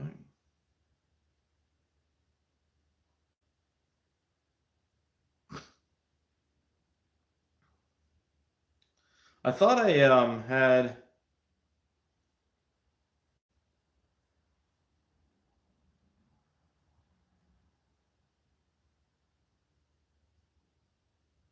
Where the fuck's all the Oh, here it is. Okay, here it is. I think this might be it right here. Okay, so here it is right here. AMD Ryzen 7. So this is my 2026 build list right now. AMD Ryzen 7 9800 X3D 8 core 5.2 gigahertz. Asus ROG Crosshair X870E Hero AM5 process. Is that the what is that? The fucking motherboard, right? That's the motherboard. So the AMD Ryzen is the processor. G-Skill Trident Z5 Royal Neo series, 32 gigabyte, 2x, 16 gigabyte. So it's gonna be 32 gigabyte. DDR5 6000. Asus Prime GeForce RTX 5070 Ti, 16 gigabyte. Fractal Design Define 7XL ATX full tower black, so it's gonna be a massive tower. MSI Mag 8 A850 GL PC. That's the fucking PSU 80 plus gold fully modular gaming. Yeah. The Noctua NH D15 Chromax Black dual tower CPU cooler with dual NF A15 fan, 140 millimeter fans. So 4 of those. Microsoft Windows 11, which I hear is causing problems for the SSDs or some shit. LED backlit monitor, LED backlit gaming monitor, case fan. I was gonna get a what the fuck? Where's the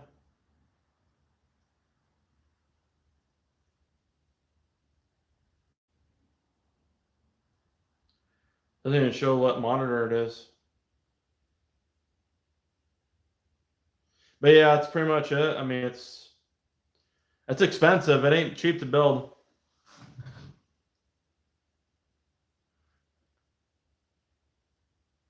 I mean, yeah.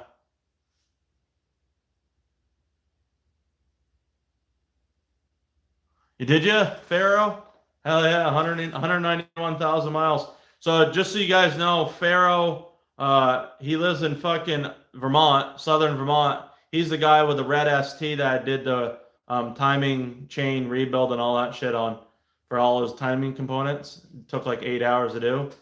He's so no other shop around wanted to touch his car, and I had the right, I've done this before anyway, timing it and everything. So I was really the only one that he could trust do it properly and not fuck anything up. So Micro Center. I was looking at Newegg. So the stuff I had was on Newegg.com. I don't know what you guys think about that for PCs, but that was on Newegg.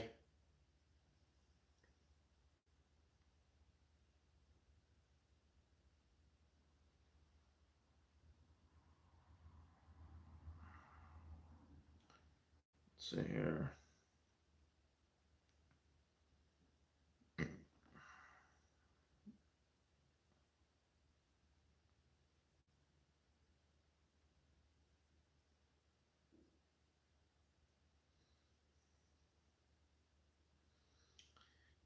Let me see. What are we going for here? How much?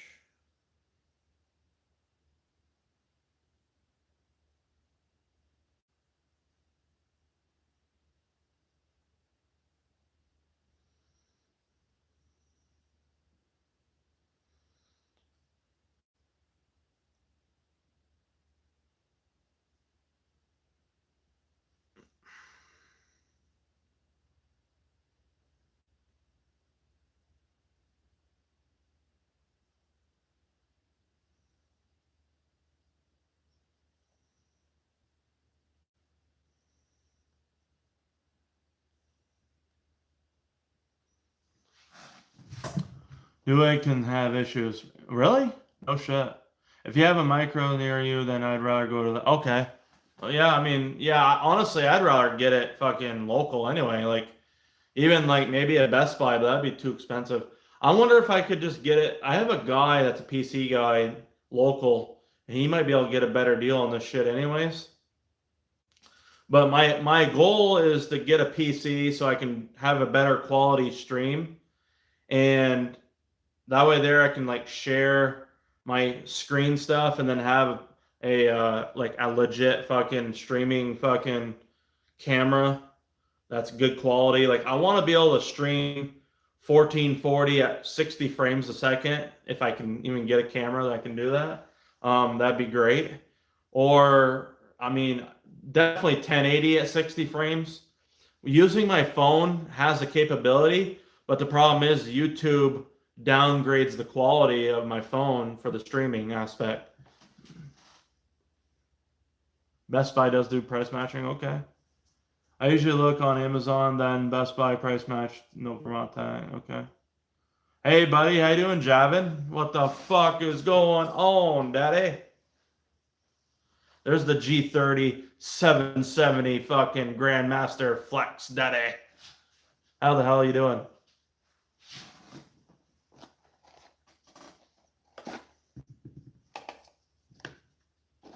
Oh, shit. You'll get it, bro. I know what you're talking about. That will be an idea for you. Yeah, I mean, the idea for me, like, I'd love to fucking multi-stream. Like, I want to stream on here, but I think it'd be cool to expand to like maybe do fucking like some gaming. I don't know. I mean, it's just a way to earn extra money, really. Besides doing this, but also if I can like do it, a couple times a week, doing like fucking NASCAR races online with my buddies and just stream it. I mean, why fucking do it for free? I mean, literally, I could stream it and fucking, have, and then, stream it and fucking do that, and then just be an extra. Circuit City still exists? Do they? We don't have one in Vermont. We definitely don't have a Circuit City anymore in Vermont. I was thinking, what webcam should I get though? I was looking at what webcams was I looking at? Let me see. Let me pull this up, boys.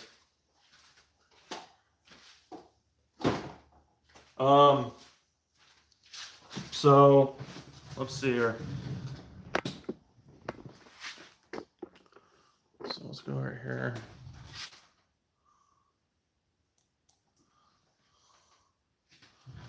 Okay.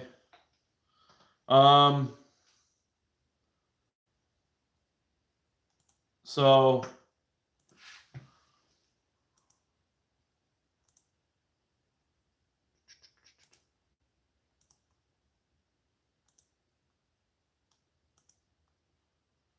okay.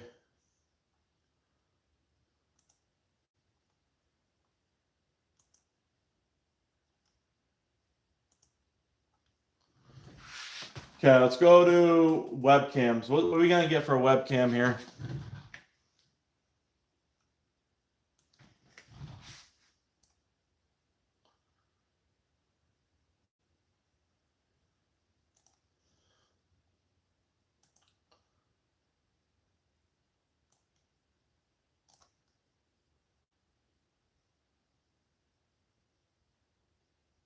Come on, motherfucker.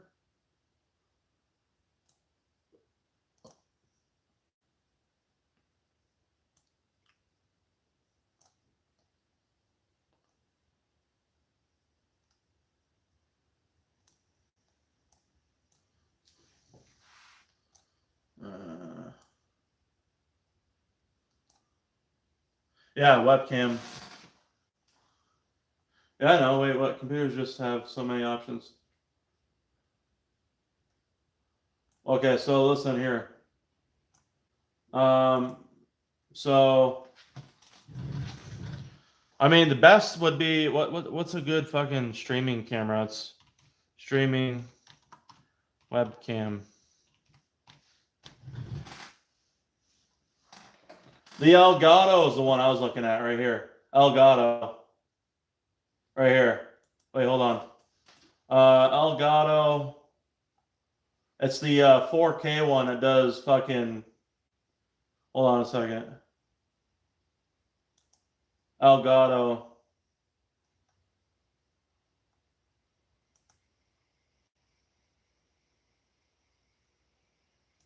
This is the one I was looking at. Get the fuck out of here, you retard. Let's see here.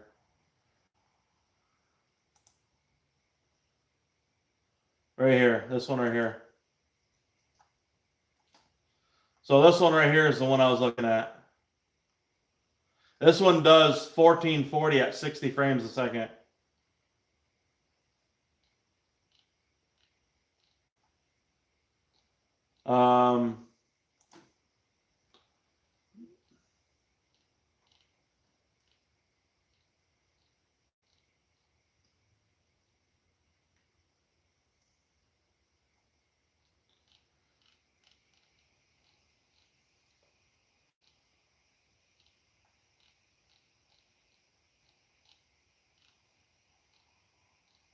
Where is it here? Okay, right here. So if you compare it to the Pro, this one does the same, 4K 60 frames. Full-time creators, master production. Okay, look at this. So this is what I like. 4K 30, 1080 60. But it also can do, where's the 1440? Is this not the one?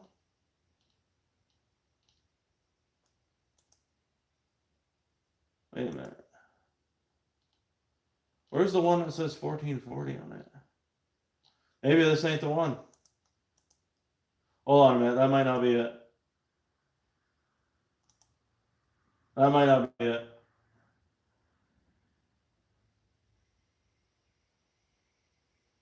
Which one can do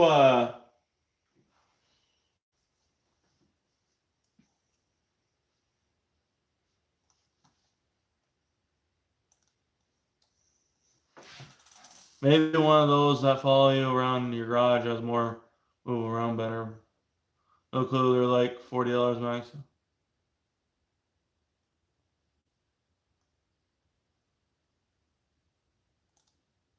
Yeah.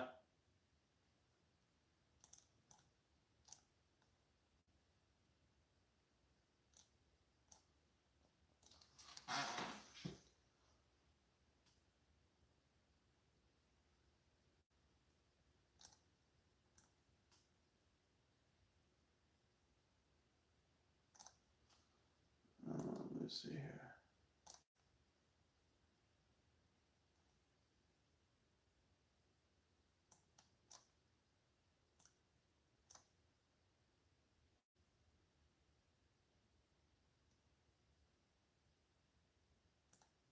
Motherfucker. There we go.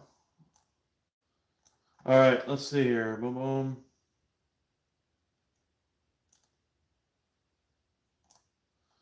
Okay, so there's other options here.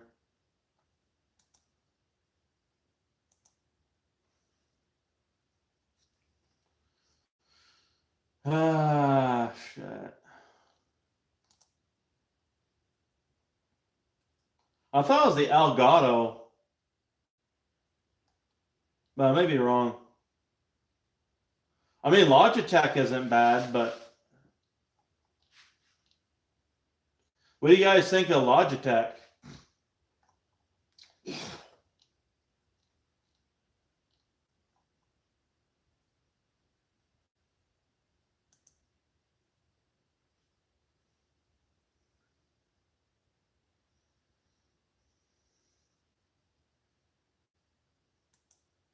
I thought they had a fucking... I thought they literally had... Wait, Facecam 4K, Facecam Neo.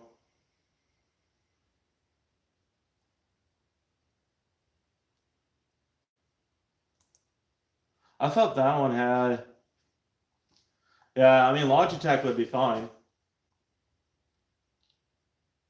I swear they had one for fucking... for 1440 though.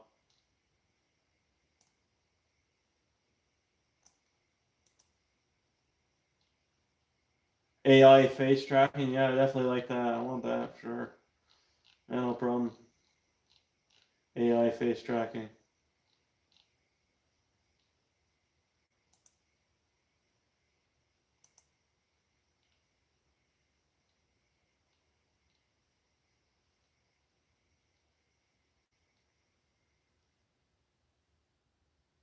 What the fuck?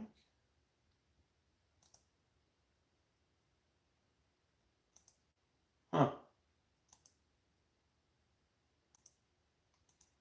I swear there was one that did 1440 though. What the fuck? That's crazy. Oh wait, maybe it's down here. No, I think it's down here. No, it's not. Huh. I have to have a USB 3.0 connection DJI. Who's that? DJI? I don't know. Do you guys see the screen okay?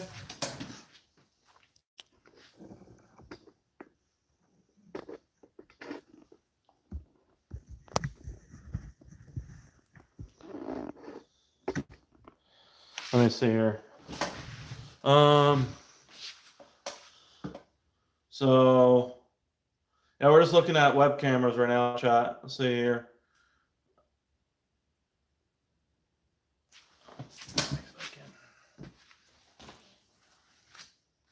Let me just move this out of the way.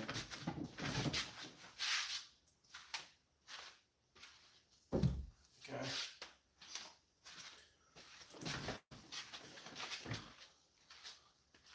I'm just trying to fucking. I want to have a better quality stream at some point. So I'm looking into the future here. What I want to do. Both of those are. Wait, Osmo. I mean.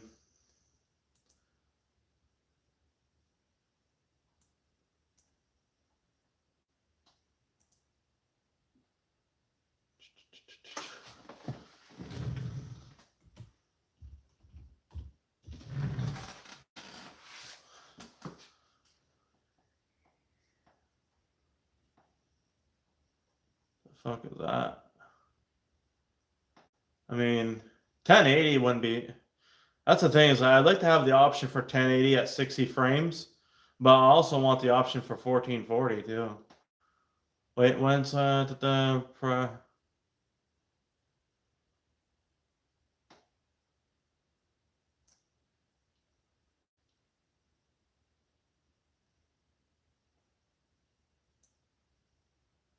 Razer Keo Pro?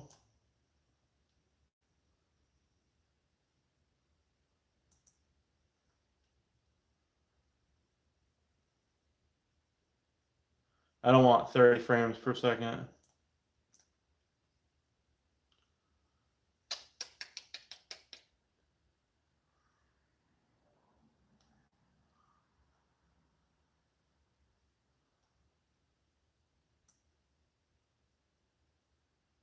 Asmos Action?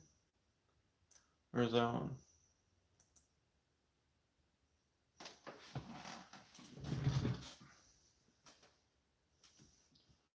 Asmos Action camera. Well, that's not what I want. No, these are like a GoPro type of thing. I need something that clips on to the fucking monitor.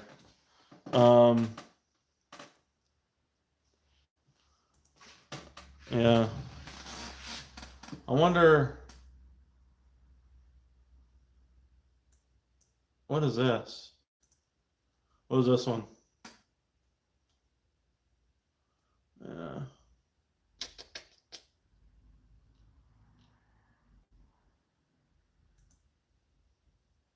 Full 80.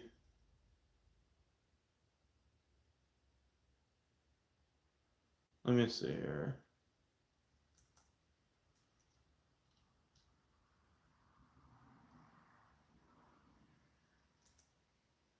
Ah, shit.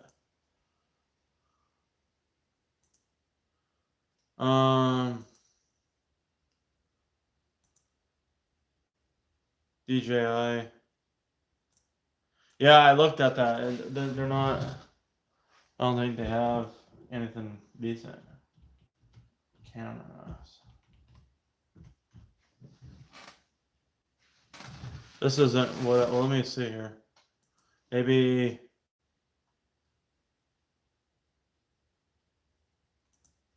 Let me look.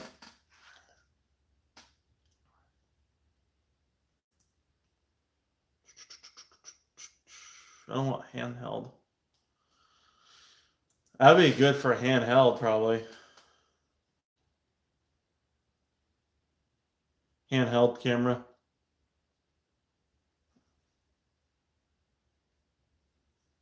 That's pretty crazy. 360. Look at that fucking thing. Jesus. That is pretty crazy though. Huh.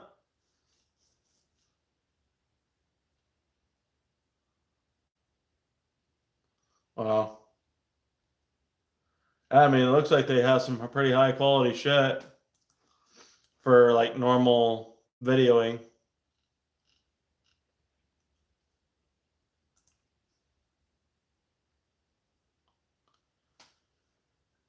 Oh yeah, I could set it up on a tripod, couldn't I? I guess I could do that. That's true. Can I stream with that? I guess. Could I connect it to the PC though? I wonder what.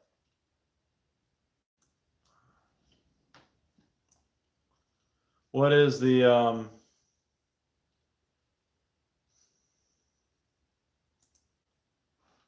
Wait a minute. What is all this here? 2.8.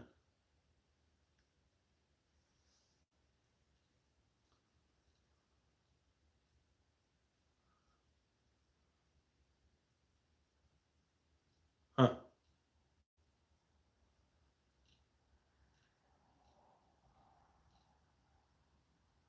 What is the fucking specs? Wait, what? 40 megapixels.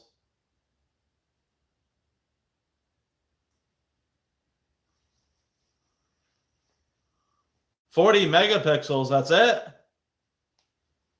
40 megapixels?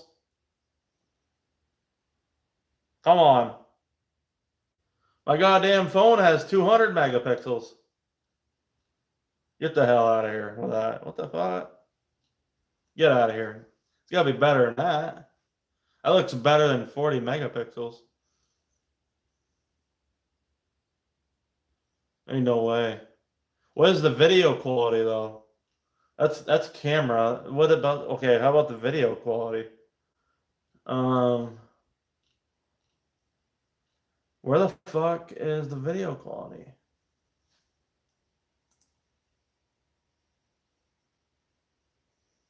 Specs.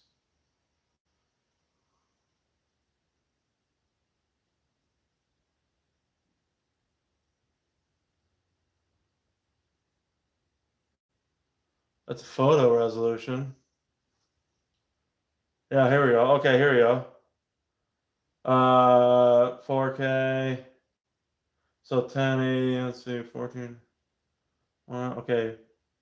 Ooh, okay. So it can do 4K at 100 to 120 frames per second. 4x3, 4K at 20. Wow, okay. That's pretty good. 16.0, okay. Yeah. That's pretty good. Okay, so that's a good option. Okay. So do they have what they have for fucking stands? Tripods.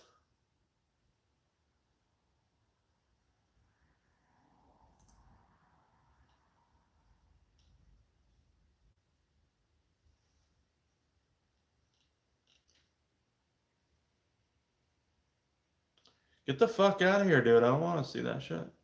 Mini extension rod? No. Um,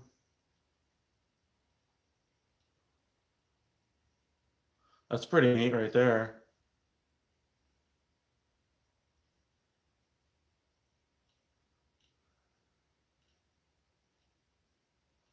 Huh.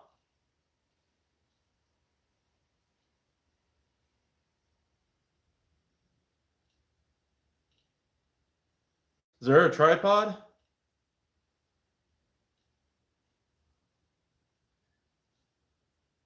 I don't see a tripod.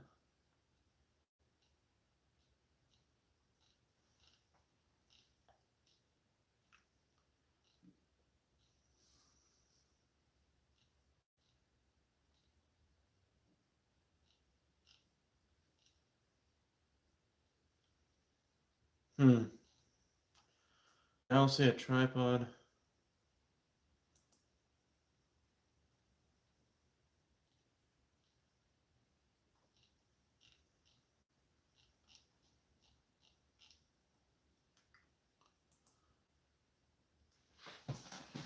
Tripod. Let's see what we got here. That's pretty small though.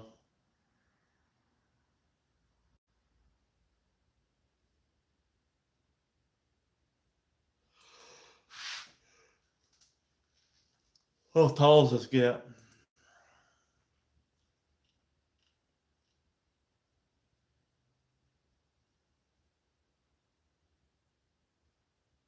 Yeah, it's not very much. Okay. All right. Well,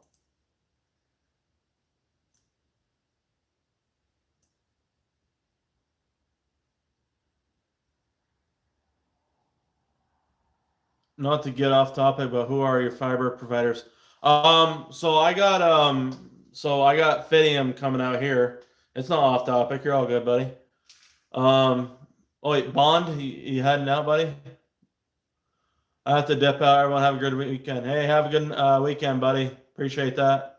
All that out for you tomorrow. I might, yeah, I don't know. I have to see.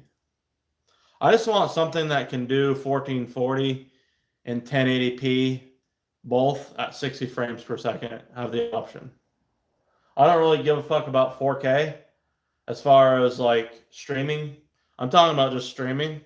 I use my phone for doing my videos, and if there's a better phone that comes out, like the S26 Ultra, I'll get it just to have better quality videos.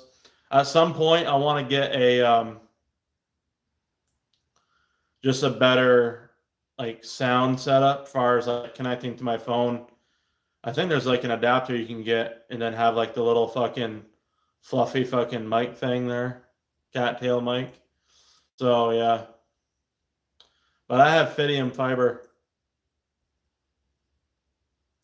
currently.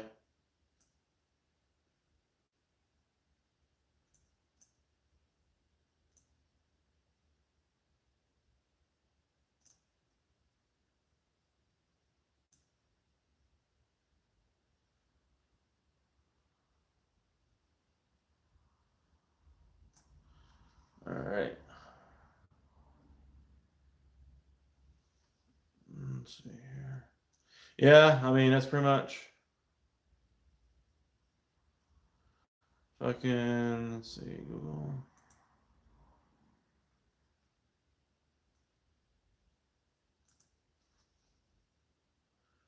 Yeah, I couldn't find.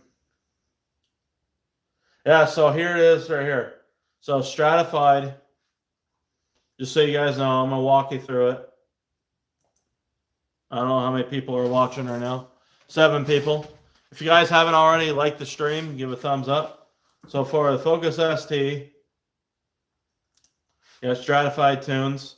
So if you're stock turbo and you want something that's more reliable than the fucking OTS maps, you want to go to flash tunes right here.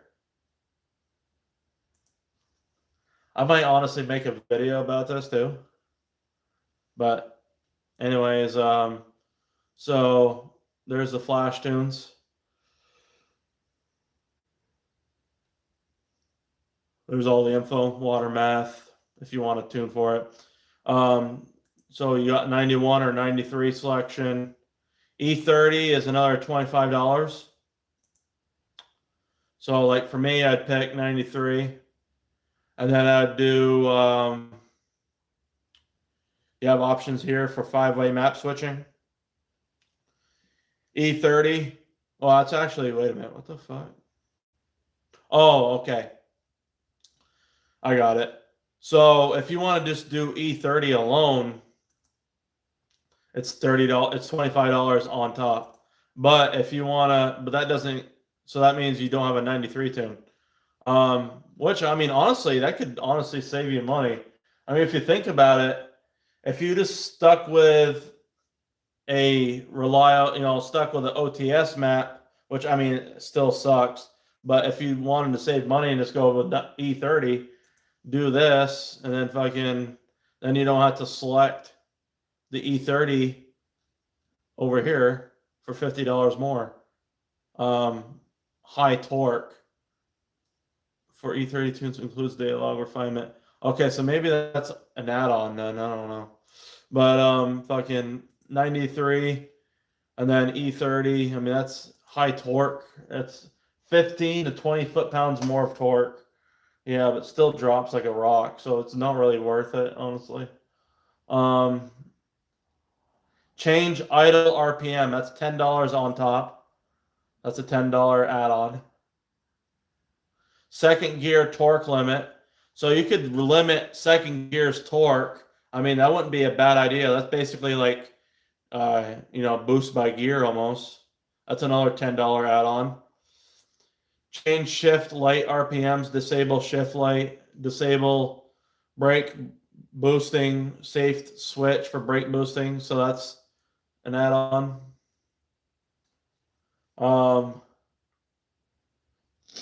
Let's see. Crackles. Here's the crackles.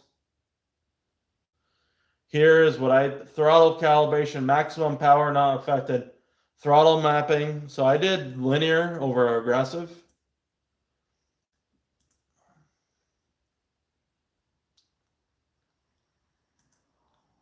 And then there's data log refinement if you want to really make any refined things.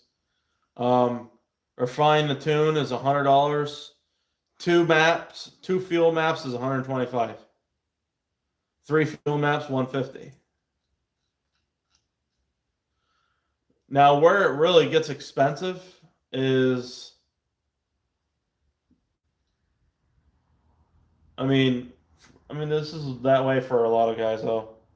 I mean, the custom Pro tunes, because you gotta figure they have to have this Pro license. So, non-stock turbo.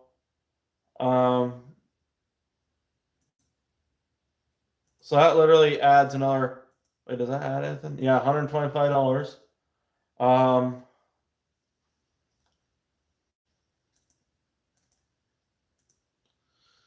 Honestly, remote tuning is worth it. If you guys could remote tune, I did that last year with Ryan, and we did on E85 last year. We got all the tuning done within 4 hours. He gave me like a couple hours extra without even charging. Well, I gave him another $100 on top, but he basically only charged me because it's supposed to be $100 an hour, but he only charged me for one more. And so, anyways, we did literally, what was it, 8 revisions in 4 hours? It's pretty insane. Like, we nailed it out pretty quick. So upgraded cams with a stroker kit. That's $250. Aux fuel, of course. Aux port injection, $100. Nitrous, you have additional fuels, of course. One more additional fuel, so that's going to be E85 on top of. And then, yeah, so guess what? How much that's going to be? It's going to be quite a bit of money. But it's worth it because then, yeah, it's $950. It was $850. What the hell? It went up again. It went up in price.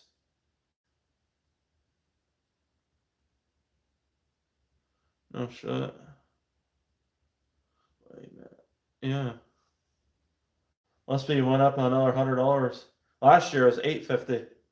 Huh. Well, anyway. So when you buy that, what's nice though is if you want to get a revision done, you go over here.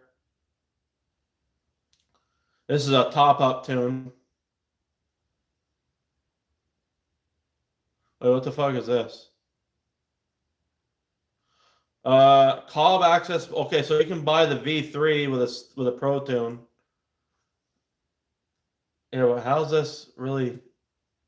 It still adds up to fucking a bunch of money. I don't think you save anything doing that. Here's a top-up tune. So this is basically a revised tune. This is a revision. So basically, you got to add like, okay, did you go to a stroker kit? Did you go with bigger cams? That's 300, or cams is another $150. So say you didn't have cams before, you had a Pro Tune, but now you got to add stage 3 cams. That's $150 for the tune. And then everything else stays the same. Well, actually, you might have to adjust your fuel. So then you would have to add port injection.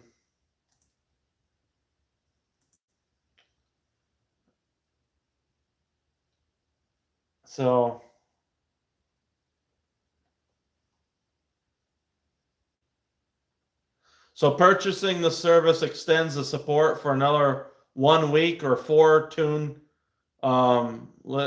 iterations or revisions.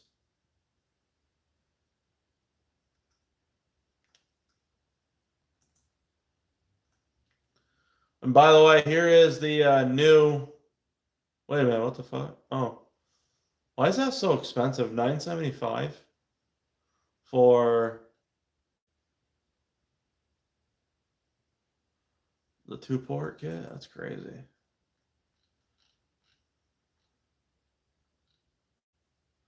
Yeah, look at this. He's still staying the same on this, so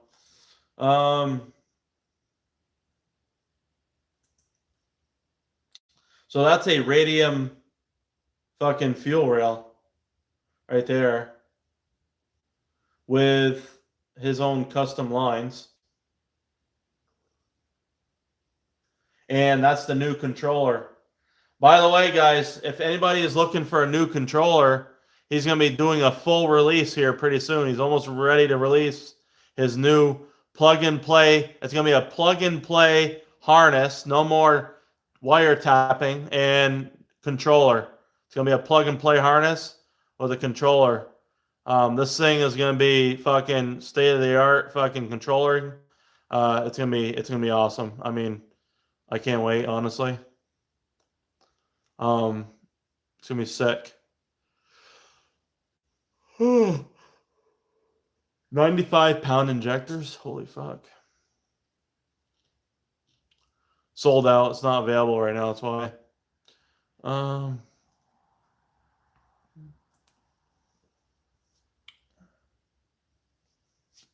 wait. Only for stock. Congrats, Hudson. Hey, Jay Holmes. How you doing, buddy? Hey, appreciate that, man. Appreciate that very much.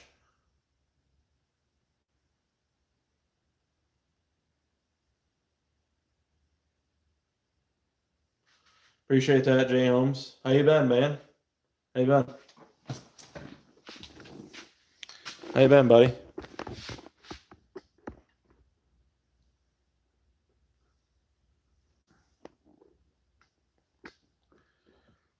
How we been?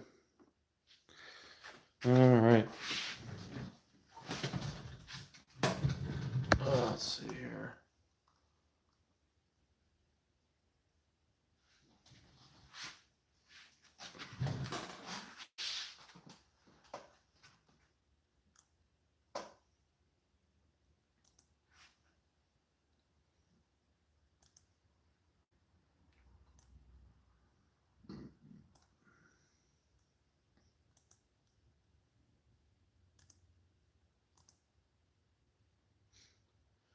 Oh, shoot. Let's see, I'm gonna go here. I'm just gonna go to the regular one. All right, so do that.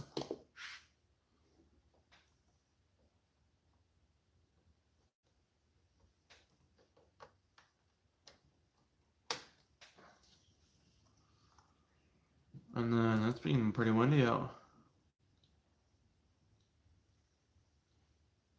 Hell yeah, we're at 16 likes, guys. If you guys are able to, if anybody hasn't already, drop a like in the chat.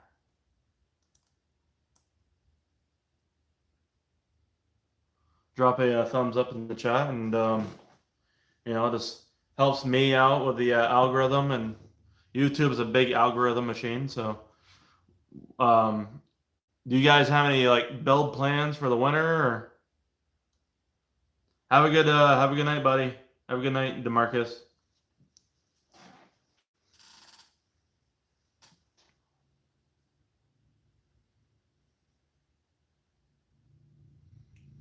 Um,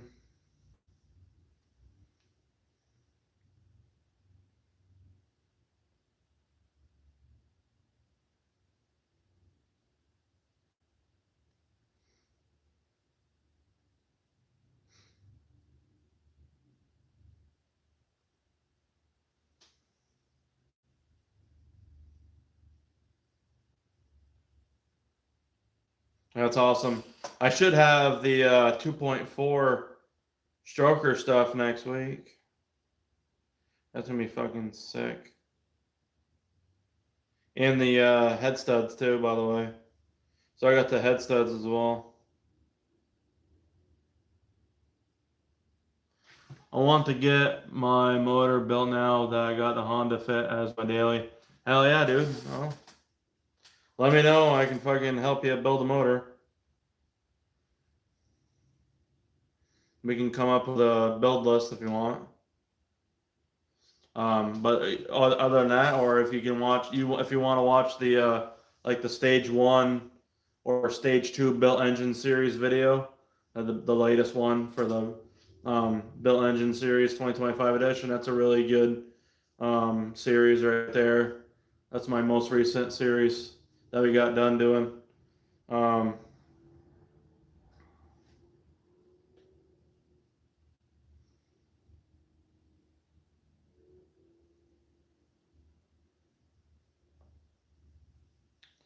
Yeah. Yeah, I'm doing a 2.4. So I have a 2.5 Duratec crankshaft. I got 2 of them. They're like $150.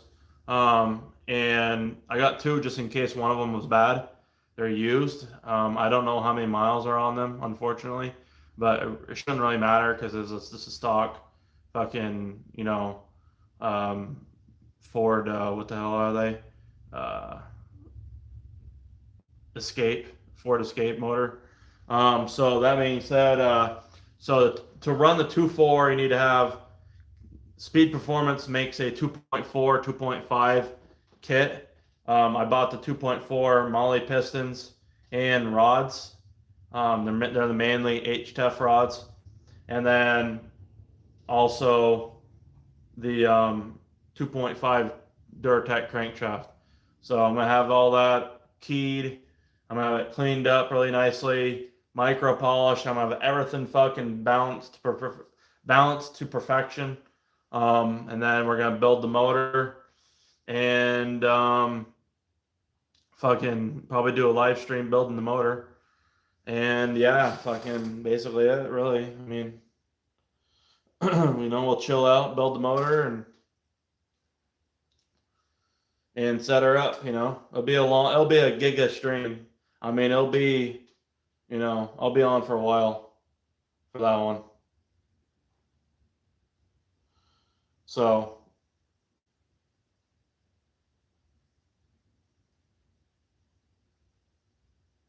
but yeah, I've been wanting to do a 2.4 for a long time, and so yeah, I'm gonna do the 2.4, and I'm gonna have to get their BP 280 custom cams, and basically fucking let her rip, tater chip. I'm not gonna try to break any records as far as horsepower, nothing crazy. That's not what I'm all about. I just want to do something different, see how it goes, how's it compare. And I got a buddy that's still selling his precision turbo kit, so I'm thinking I might just buy his kit for a pretty good price. That way there I'm able to actually run a precision turbo, because I really like to just run a precision turbo. I've never ran the precision turbos on these cars. Precision turbo, and fucking basically do that and you know, go from there. So it's a the turbo he has is a Gen 2 56, or no, not 56. That's the one I want. I want to run the next gen 5662. He has a 5862 Gen 2. So I may end up not keeping. I may not end up keeping that turbo. I might end up buying the 5662 next gen turbo, because that looks like a really nice turbo in my opinion. It has an extended tip of 80 millimeters, so it's pretty nice. Very high flow capability. But yeah. So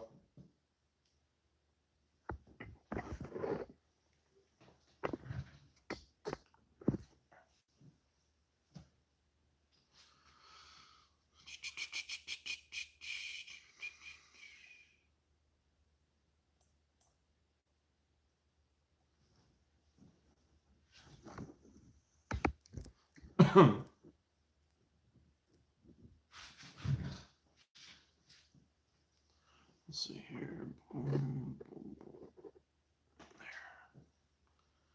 But yeah, that's my plan. I want to do a 2.4 setup next year. So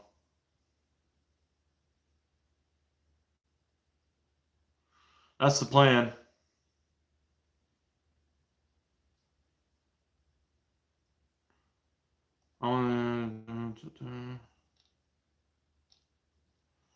All right. We've been on for 4 hours. Honestly, boys, I might call it a night. I mean, if you guys got any questions, if anybody, okay, so I have one more purge line left. So we sold 3 today. So we sold 3. So 2 last night, and Bond bought 1 on the stream, and then we got 1 more for the September fucking group buy, and that's it for September. So we have 1 more left right here. $260 shipped. If you're a member, you get a discount. And yeah, so PayPal, Cash App, Facebook Pay. Those are the 3 options. Send me an email. It's pinned at the top in the pinned message. WhiteBlurrst@gmail.com. Hell, dude, I'd honestly like to get off until we hit 20 likes. If we can get 3 more likes on the stream, that'd be insane, honestly, for a normal stream. That'd be crazy.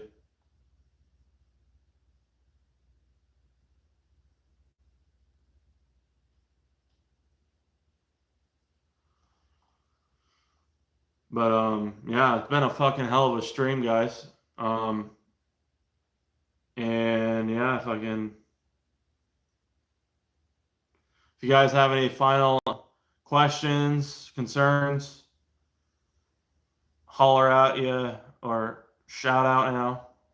Like, if you have any concerns or questions, and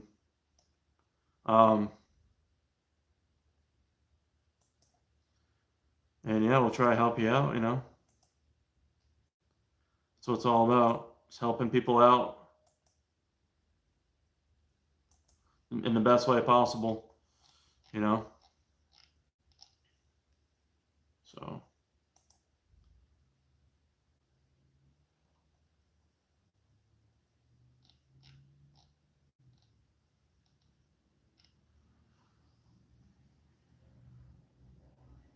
and we're almost at 11,000 subscribers. We're at 10,946 currently.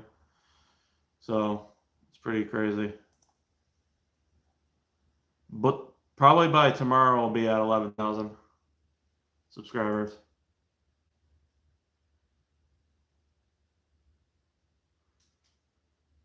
Hey, have a good night, Richard. I appreciate you, buddy. Shout out to Richard. He's been a member for quite a while, and shout out to all of the members on the channel. You guys are gonna also, so you guys increase your chances for the wheel spins for any of the giveaways automatically, as long as you're participating in the live stream. And then also you get a discount on Purge lines that I sell, and you also have perks as far as, you know, contacting me directly, or also just having the ability to fucking watch videos that would be for members only, basically.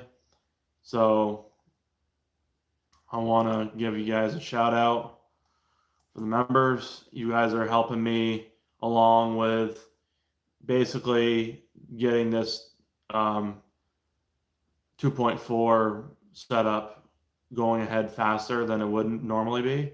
So Claudicy, J-Rock, your stage 1, Matthew Guerrero, stage 2, Richard, and actually Richard, yeah, you've been, oh, actually it's been 12 days, not months. I thought it was a month or more. Caleb Curtis, Kraz, DeMarcus, Neverwinter N8, Padre, EcoBoost, and Living in Vermont.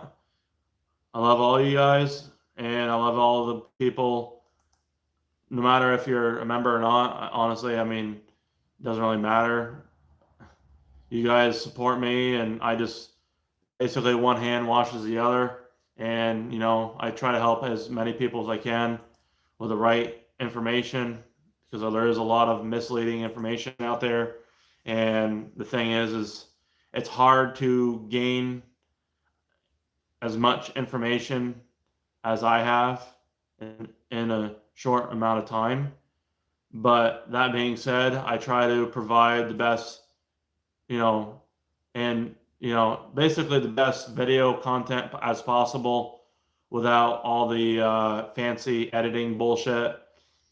Basically just providing the most quality content in regards of like what is going to be, you know, the most informative available, you know, info that you can get out there.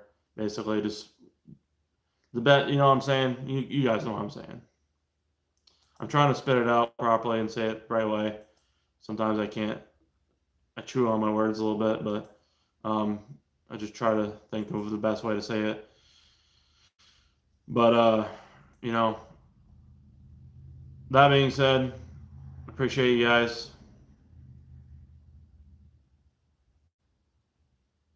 And hopefully you guys have a good weekend.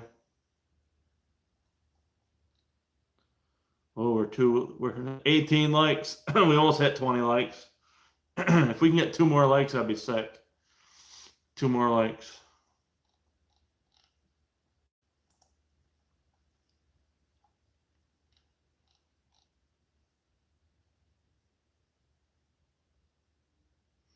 All right, boys. I'm going to get off here in 1 minute. 1 minute. So at 4 hours and 15 minutes, I'm getting off. So 1 more minute.